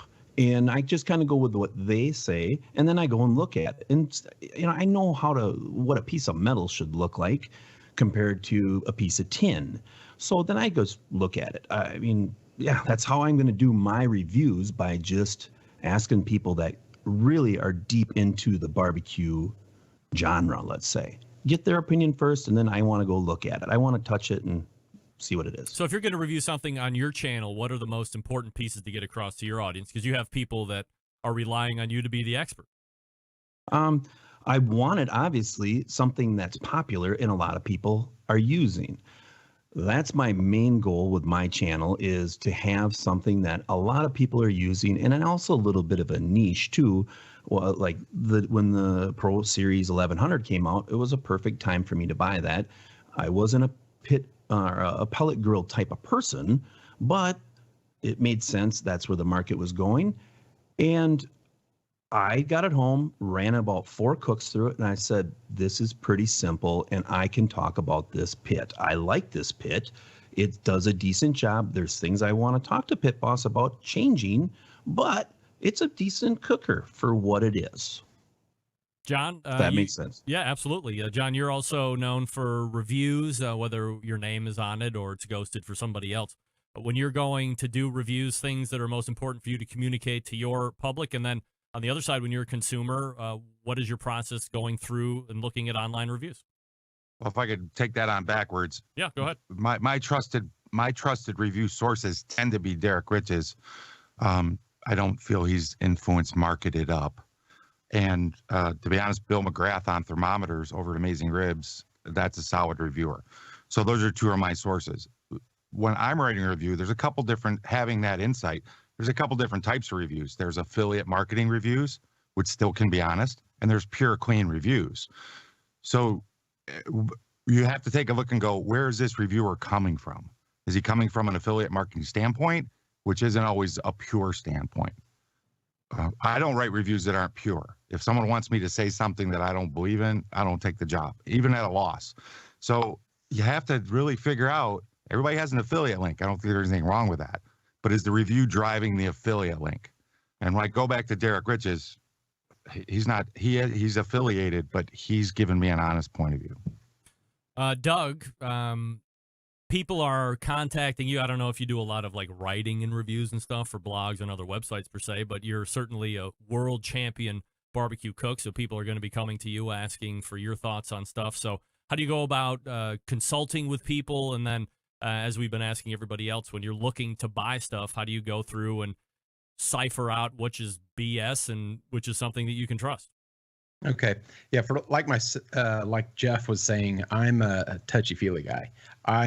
When I bought my first pellet grill, and it was because I could go out and touch and feel it. There were some that were sold online that, appeared with their reviews to be better. I just wanted to go and check it out, and I checked it out 3 times and I bought it. So from an online review standpoint, I like reading things that are articles or in writing. And that's one of the reasons I got into Meathead, is the Dr. Blonder, the physicist and, engineers and technical objective and those sorts of things. So I like to hear more of an objective, how does it work sort of point of view, not the, the whiz bang type features that it has. I'd rather, it just needs to be a good cooker, and I need to be able to use it for my objective of trying to get the best meat off the grill. All right, Steve, your thoughts on when you're looking for reviews and when people are consulting you, how do you give them fair and honest? Well, first of all, I never really went to YouTube for reviews until this smoke fire thing came. Well, I just don't, because what I use, nobody really reviews. I used gravity feed charcoal cookers, and I got reviews from the people I was competing against on the in barbecue contests. That's where I got all my information from, were people that actually built these things. I just don't have a go-to person. I've read I read Derek Rich's webpage. It's awesome. His latest article on pellet grills was good. But I just don't have a go-to person. I never turn to YouTube or a reviewer to read a review on something. I talk to people and I bought what I thought I needed, and it's been. But I don't. What I use, a lot of people don't use. So this was all new to me. This pellet thing, but doesn't mean I won't look down the road if something else comes out. I may try to check it out. What about when you're giving advice for folks? How do you toe that line? Oh gosh, and I don't know, advice. What's the best cooker is usually the question I get at the store, and I say, what can you afford? What can you, what do you like? Most people like pellet smokers. I didn't know anything about them, so I really wasn't a grill salesman. Are you going to be looking to carry a line of pellet cookers now that you like them, but you don't know how to sell them? I don't know how to sell anything, Greg. I'm a lousy salesman. But if I put something out there that they understand, I try to sell a product now people don't understand. It's a good product. They just don't understand it. What is that? The pit barrel. And you think they're going to understand a pellet cooker over a pit barrel? Because you know why? Because you stand in front of it and you lift the lid like your gas grill. That's why. People understand that, or they think they can understand that. So they don't understand the fact that you got to hang the meat, or the fact that you have to light a fire. They don't understand that. They don't understand the whole putting the basket in the bottom. It's Greek to them. They've never seen that. Wow, and it's I know, but we're dealing with the GP. We're not dealing with professional cooks or even seasoned backyard cookers. But yeah, I definitely I want to get into the pellet business because that's where everybody's buying. I mean, you got guys like Doug. Doug's a world champion barbecue guy. I mean, Houston, Texas, big time stuff, and he's using a pellet cooker. I mean, he's using a backyard device to win contests. He's not throwing sticks all night in a 300-gallon drum that was made from some guy at a junkyard. I mean, that's what everybody's using these things. You're painting with a very broad stroke there, by the way. I mean, there's plenty of really high quality offset pit manufacturers that, aren't pulling shit out of a junkyard. And hey, I've got a great offset made by HPT down there in Rainsville, Alabama. It's a great cooker, but the backyard guys, they just don't. You go into Walmart, fellas, and you've seen it. There's not an offset smoker in there anymore. You can't find one. 2 years ago, that's all you could find. They're gone. They are gone. They're off the floor. The only thing you see in there are pit bosses and Cuisinarts and those griddles, those Blackstone griddles. That's all that's in my Walmart now. There are no offset smokers. It's pellets. The pellet is the thing. All right, that's Steve's take on getting reviews and giving reviews. I'm going to put you guys on hold just for a second while I do a small piece of business right here, and then we'll come back and talk about code of conduct and or best practices when it comes to putting up reviews, if we have any suggestions there, and then we'll also talk about grilling gadgets and appliances that you love, and that'll probably take us to the end of the show. Hey, here's a great appliance that you might want to consider, especially if you have a ceramic cooker or a bullet-style cooker or kettle-style cooker, even some mid to large offsets. That's the Barbecue Guru, that's right. The creators of automatic pit temperature control technology. Are you sick and tired of tending fires, or you don't want to learn fire management, how to build, maintain, and keep? Barbecue Guru is something you want to take a look at. They range all the way down from a party queue all the way up to a CyberQ cloud Wi-Fi, and varying points in between. You can monitor internal temperatures of meat, various ambient temperatures of your smokers, combination of all of those, ramp temperature up and down. It's really something else. So if you want to check them out, you go to bbqguru.com. That's bbqguru.com, or call 800-288-GURU. That's 800-288-GURU. Make sure that you ask all of your questions. Tell them what kind of cooker you got, and you want to know all the ins and outs. They'll make sure you're outfitted with exactly what you need to get you up and running right out of the box. Trying to nail down Barbecue Bob Trudnak for a recap of the Shotgun Fred contest that took place about 2 weeks ago this coming weekend. And some new stuff that'll be coming out in 2020 as well. Bob, notorious for coming on the show, teasing that he's got something cool, but then saying, I can't really tell you about it. I mean, don't come on my show and do that. Bob will be here, bbqguru.com and 800-288-GURU. And we're back with the Embedded Correspondents right after this. Stick around. We'll be right back.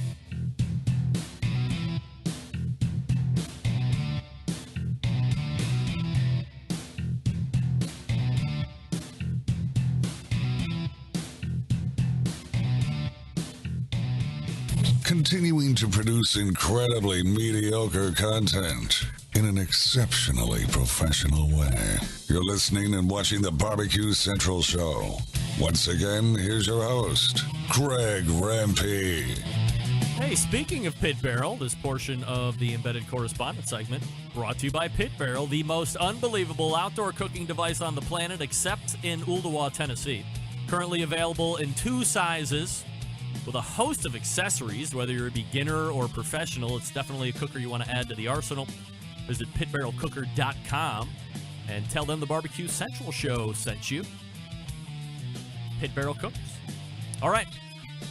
We are back with the Embedded Correspondents here.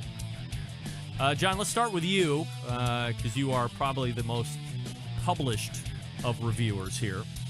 So let's talk, are we starting to get into the weeds when we talk about codes of conducts or best practices or standard operating procedures when it comes to reviews, or is it always going to be guerrilla warfare at its best? Well, it is regulated. You do have to disclose if a product was provided to you for review. I don't see a lot of enforcement action on that going on. YouTube, Twitter, a couple other people are starting to get engaged in that because the government's starting to look at them to be held responsible. But I see people all the time receiving review samples doing YouTubes. They're not declaring, and then you find out, well, they got the product, whether it's good or bad. So I don't know how it's enforceable. I don't know how you actually enforce it other than it's just an honor system and you got to do it and the people that are doing it and that they're disclaiming, it's written, they say it. I'm pretty confident that those folks are doing the right thing. Steve, do you have any thoughts on codes of conduct or best practices, or do you go in knowing that it's just going to be sift through and see what you get? Yeah, to me, it's just sift through. It's just a lot of white noise, and you just shuffle through it. Half of them are believable, half of them aren't. Half of them are legitimate, and the other half, you don't know if they know how to use the grill or not. You can't review something out of a box. You've got to use it. The guys that have got it out of the box and have cooked on it for 10 times or 20 times and then review it, I probably would believe them. A guy right out of the box, if he says, my phone won't hook to it, this is a piece of shit, I don't believe that, because his phone won't hook to it. Cook on the smoker. It's not about if your phone will hook to it. Cook on it and then give me a review. Doug, should there be a code of conduct? Oh, well, perhaps there should, but there's not going to be. I mean, with Instagram and Twitter and YouTube and all Facebook, it's all to be the first to report and have the first take on something. So that's why you get such the fluctuations like we had recently with the highs and lows, and now we're starting to see more of the middle of the road. So. And a lot of them don't even like each other. So I just think it's funny. There's not going to be a code of conduct. No. Guys, I don't know if you notice this, Reiser. I know you don't notice this, but John and Steve specifically, I just do want to recognize Doug Scheiding for upgrading tech. That's a brand new microphone. I see that. I see you working out there, Doug. Sound great, by the way, tonight. Thank you. Yeah, you're welcome. Thank you. All right, Reiser, we'll end with you here for code of conduct talk or best practices as somebody who has a sweeping YouTube channel. What are your thoughts on that? Should there be a code of conduct? Of course. My dad brought me up not to lie, tell the truth. He's a military guy. So I feel that, and I don't, just to be honest with you, I haven't had any type of reviews that you're talking about yet on my channel. But when they do come, I want to test it first and then be honest with it. I don't want to tell somebody this is the greatest thing since a bread slicer, and then it ends up being a piece of crap, because what is that going to do to my channel? That's going to hurt my channel. So I am in this for a little bit of a business, but also, I mean, I want to show people products, and that's what YouTube's about.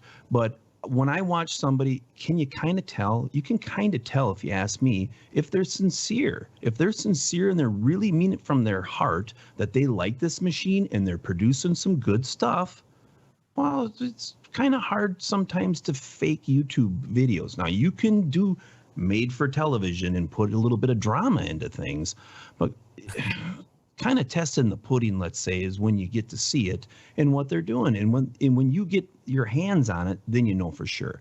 So anybody that's buying anything off from a YouTube channel should most certainly touch it first and look at it before they make their final decision, just off a link. You know, when I'm approached a lot to, hey, can we send you X and will you talk about it? And the standard reply back to me is, happy to have you send me something for free. If you want me to talk about it on the show, here's what's going to happen. If it's a cooker, it's going to go on my patio. It's Cleveland. The weather is crap 8 months out of the year, and then it's really hot as hell for 4 months out of the year, and there's no in between. Send me a cover. Otherwise, it's going to remain uncovered, and I will use it. And if I don't like it, unfortunately, on my show, I will say, this company gave me a grill and I don't like it, and here's why I don't like it.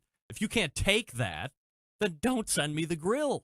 If you can take it, then send it if you're confident in it. If I like it, it will end up being talked about on the show organically. Now, I've had other companies just approach me outside for no promo and say, we're coming up with a new grill, or we want to send you one just for R&D, and then once a month, use it. And then once a month, send us ideas on what would make it better, or what you're seeing malfunctioning, or this or that. And that has nothing to do with any compensation. But even if I talk about it, I do bring up the fact that it's something that it was given to me for research and development, so nobody is under the impression that I'm just going out and spending crazy money on grills all the time because I have 7, 8, or 9 of them or whatever. It's always disclosed. Same thing for meat or rubs or whatever. Like the first hashtag, all you have to do is look for mine and it'll say sponsored or not paid for or something along those lines, just because I just don't ever want to be associated with that seedy underbelly of social media that is currently out there. And by the way, I was talking with a very high level top man in the industry today, and it is alarming to me that the number of pukes out there in social media who will sell out for a free bottle of rub or a case of rub and a piece of shit percentage on an affiliate link. Some thermometer company or some grill company will give you this grill, and then you can have a 1.5% take on if somebody orders. Nobody's ordering through your affiliate link, you chump, and you're not making any money. I mean, if you have talent, you command cash. Otherwise, get the fuck out of my house. We're bringing professionals right here, goddammit. All right, so let me talk to you guys tonight about non-grilling kitchen gadget or appliance that you absolutely love. Steve, what do you love in the kitchen that's not barbecue or grilling related? The Magic Bullet. I use it every day. Damn it, that was mine. Well, you should have thunk up there, sucker. What do you use it for? You use it for everything? Use it. I do my eggs in it in the morning, and then I make my wife's smoothie in it.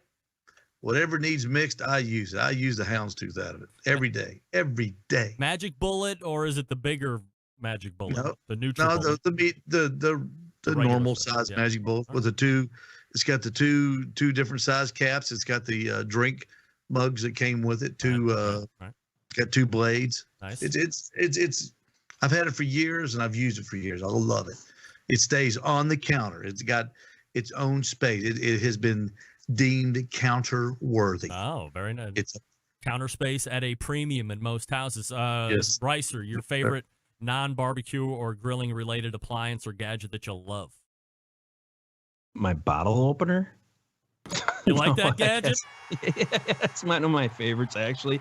No, probably my favorite one is my A Nova Civi. I love that, especially because I live in the frozen tundra, so it gets a little cold. So I throw some steaks in the tub and get them up to about that 130 degrees, and then give them a quick little sear. So How often? Yeah, Like how many times during the week are you using it?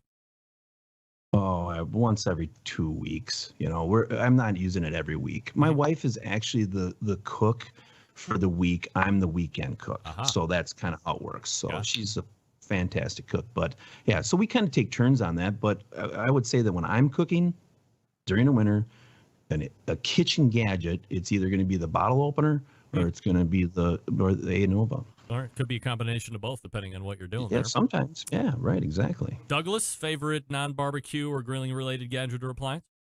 Well, before I started cooking, it was the microwave. I used the microwave for everything. I was Mr. Nachos. I could eat nachos every night.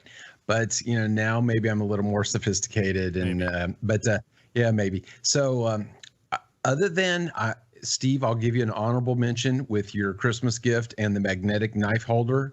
That is fantastic. I do love that. But just from an everyday use, I have to go with the air fryer. We use it once a week, and we use it for the shoestring potatoes, Brussels sprouts, wings. We cook a lot of things in that. So usually once a week on Saturday or Sunday, we'll use the air fryer for a side. John, favorite non-barbecue grilling related gadget? This year, as crazy as it sounds, is an egg steamer. And I'm not a fan of unitaskers in the kitchen. I try to avoid them at all costs. What is an egg steamer? It's a little thing. You put a half a dozen eggs in it. You put a little cup of water pre-measured. It makes a perfectly soft, medium, or hard-boiled egg that literally falls out of the shell. Really? And as a low-carb Atkins person, you have to hard-boil a lot of eggs because you got to have them around. I mean, it's fuel source. It's like I'm in love with it. And it's like $17. It's the greatest thing since the bread slicer. I'm completely marveling at this item. I've never heard of it, and while I'm not necessarily a big hard-boiled egg guy by any stretch of the imagination, I am soft-boiled egg guy and kind of medium-boiled egg guy, but hard goes a little bit past me. Doug, do you have one of these too? I see you pretty excited about what John's talking about. No, it sounds like a fantastic little device. All right. John, you'll have to send me a link after hours so I can buy one for my wife, because her and my oldest would absolutely love the shit out of that. There's no doubt about it. I'm shipping one to you. It'll be on the way after the show. All right. It's I will. yours. Don't worry. I will declare.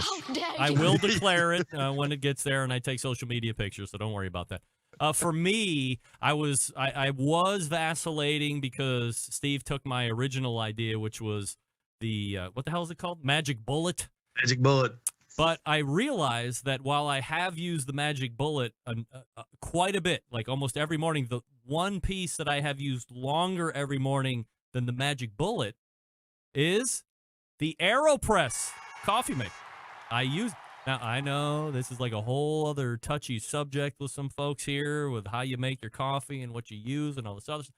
However, I find that the AeroPress for me is working very well, and that just happens to have been in use longer by about 1 month than the Magic Bullet, because, of course, I started drinking my bulletproof coffee, which is the grass-fed butter or ghee, if I don't have any grass-fed butter, like Kerrygold unsalted, 2 tablespoons MCT oil, and then 8 ounces of coffee, and I use the AeroPress to do that. And then that all gets dumped into the Magic Bullet, where it's whipped up into a frothy, buttery, or oily coffee mix that I drink in the morning to keep me looking fit and slim. And it does not put any more hair on my head, unfortunately, which is kind of tough. So there you go. All right, we finishing it up here with this question tonight, and I appreciate the time this month, gentlemen. What have you been cooking or smoking in a unique way lately? And we will start with John in Michigan. Anything unique or out of the ordinary? I have not been cooking anything unique, but I have something on the agenda coming up here. All right. I'm going to go after smoked beef tongue for the first time. Beef tongue? Ooh. Are you just fascinated with it, or are you just something you're going to try to say you did it? Well, it sounds like it's good. I mean, tongue is popular. I've never tried it. I'm going to try to see what it is. And if I do it, I'm going to run it until I figure it out. And it's beef. It's going to be good. Just if I don't cook it badly. All All right, fair enough. Ricer, anything that you do that is unique?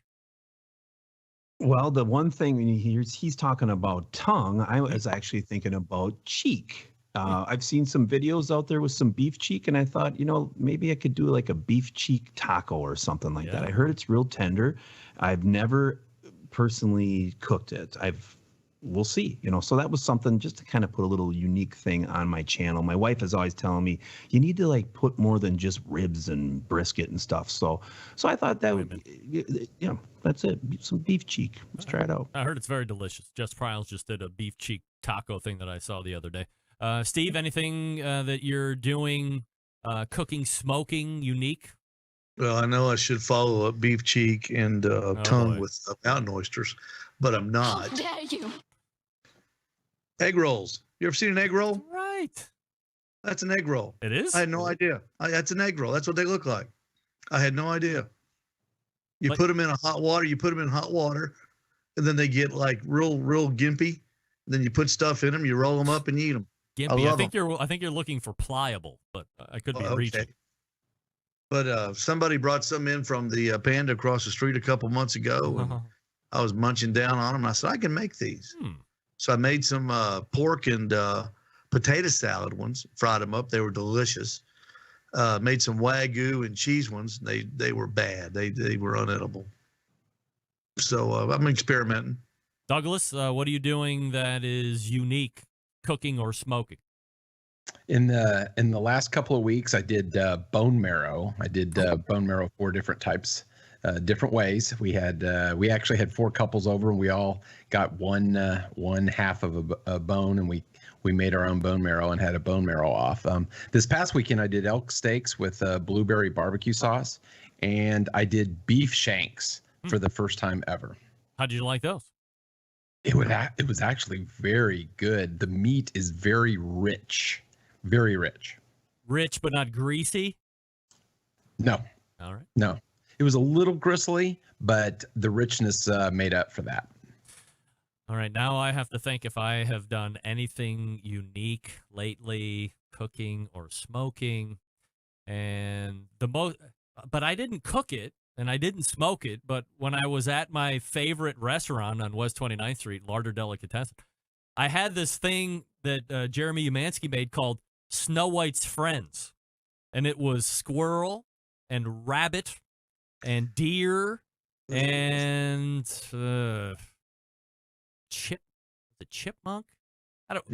Whatever you see in Snow White's forest thing was pretty much it, and it was pressed into a pate. And I got to tell you, for as leery as I was of putting that in my mouth, especially after I said Snow White's Friends, what does that mean? And then he pretty much laid out every single wild animal in the forest. He's like, oh, trust me, it's delicious. I mean, who am I to argue with Jeremy Umansky, who's widely my hero? And I got to tell you, on a scale of 1 to 10, it was a solid 6. I got to be honest. Solid 6. So, but, what do we all know about me? I'm not outside the box when it cooks anything. I'm very scared. I won't barely want to touch fish eggs, and Stephen Reichel's going to force me to do it someday. There you go. All right, so this is the Embedded Correspondence segment. You find it on the 4th Tuesday in the second hour of every month here. And if you're watching, on the top right is the first-time Embedded Correspondent ranging in from the frozen tundra of Wisconsin, Jeff Ricer on YouTube. Dead Broke BBQ is his channel, so go ahead and subscribe to him. We also have John Solberg from Michigan, who is also the executive producer of the Best Moments of the Barbecue Central show in 10 minutes or less. We also have Steve Ray down there on the bottom right from Tennessee, and the longest-running embedded correspondent, Doug Scheiding from Texas right there. Gentlemen, we'll see you next month. There they are. How about that? As always, I can't get them off. There we go. No. Yeah, there we go. They're gone. They're gone now. Beautiful. Another successful embedded correspondence segment, and we thank Jeff Ricer for filling in. Way to go, Jeff. Holding your own against savvy vets.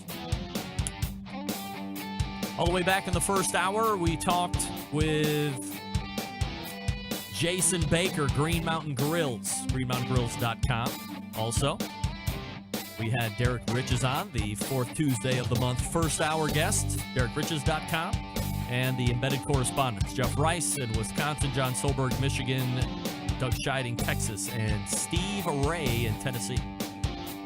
Big show planned for you next week, of course. September 11th, 2001. I will never forget. Until next Tuesday, this is your program host and proud U.S. American, Greg Rempe. Good night now.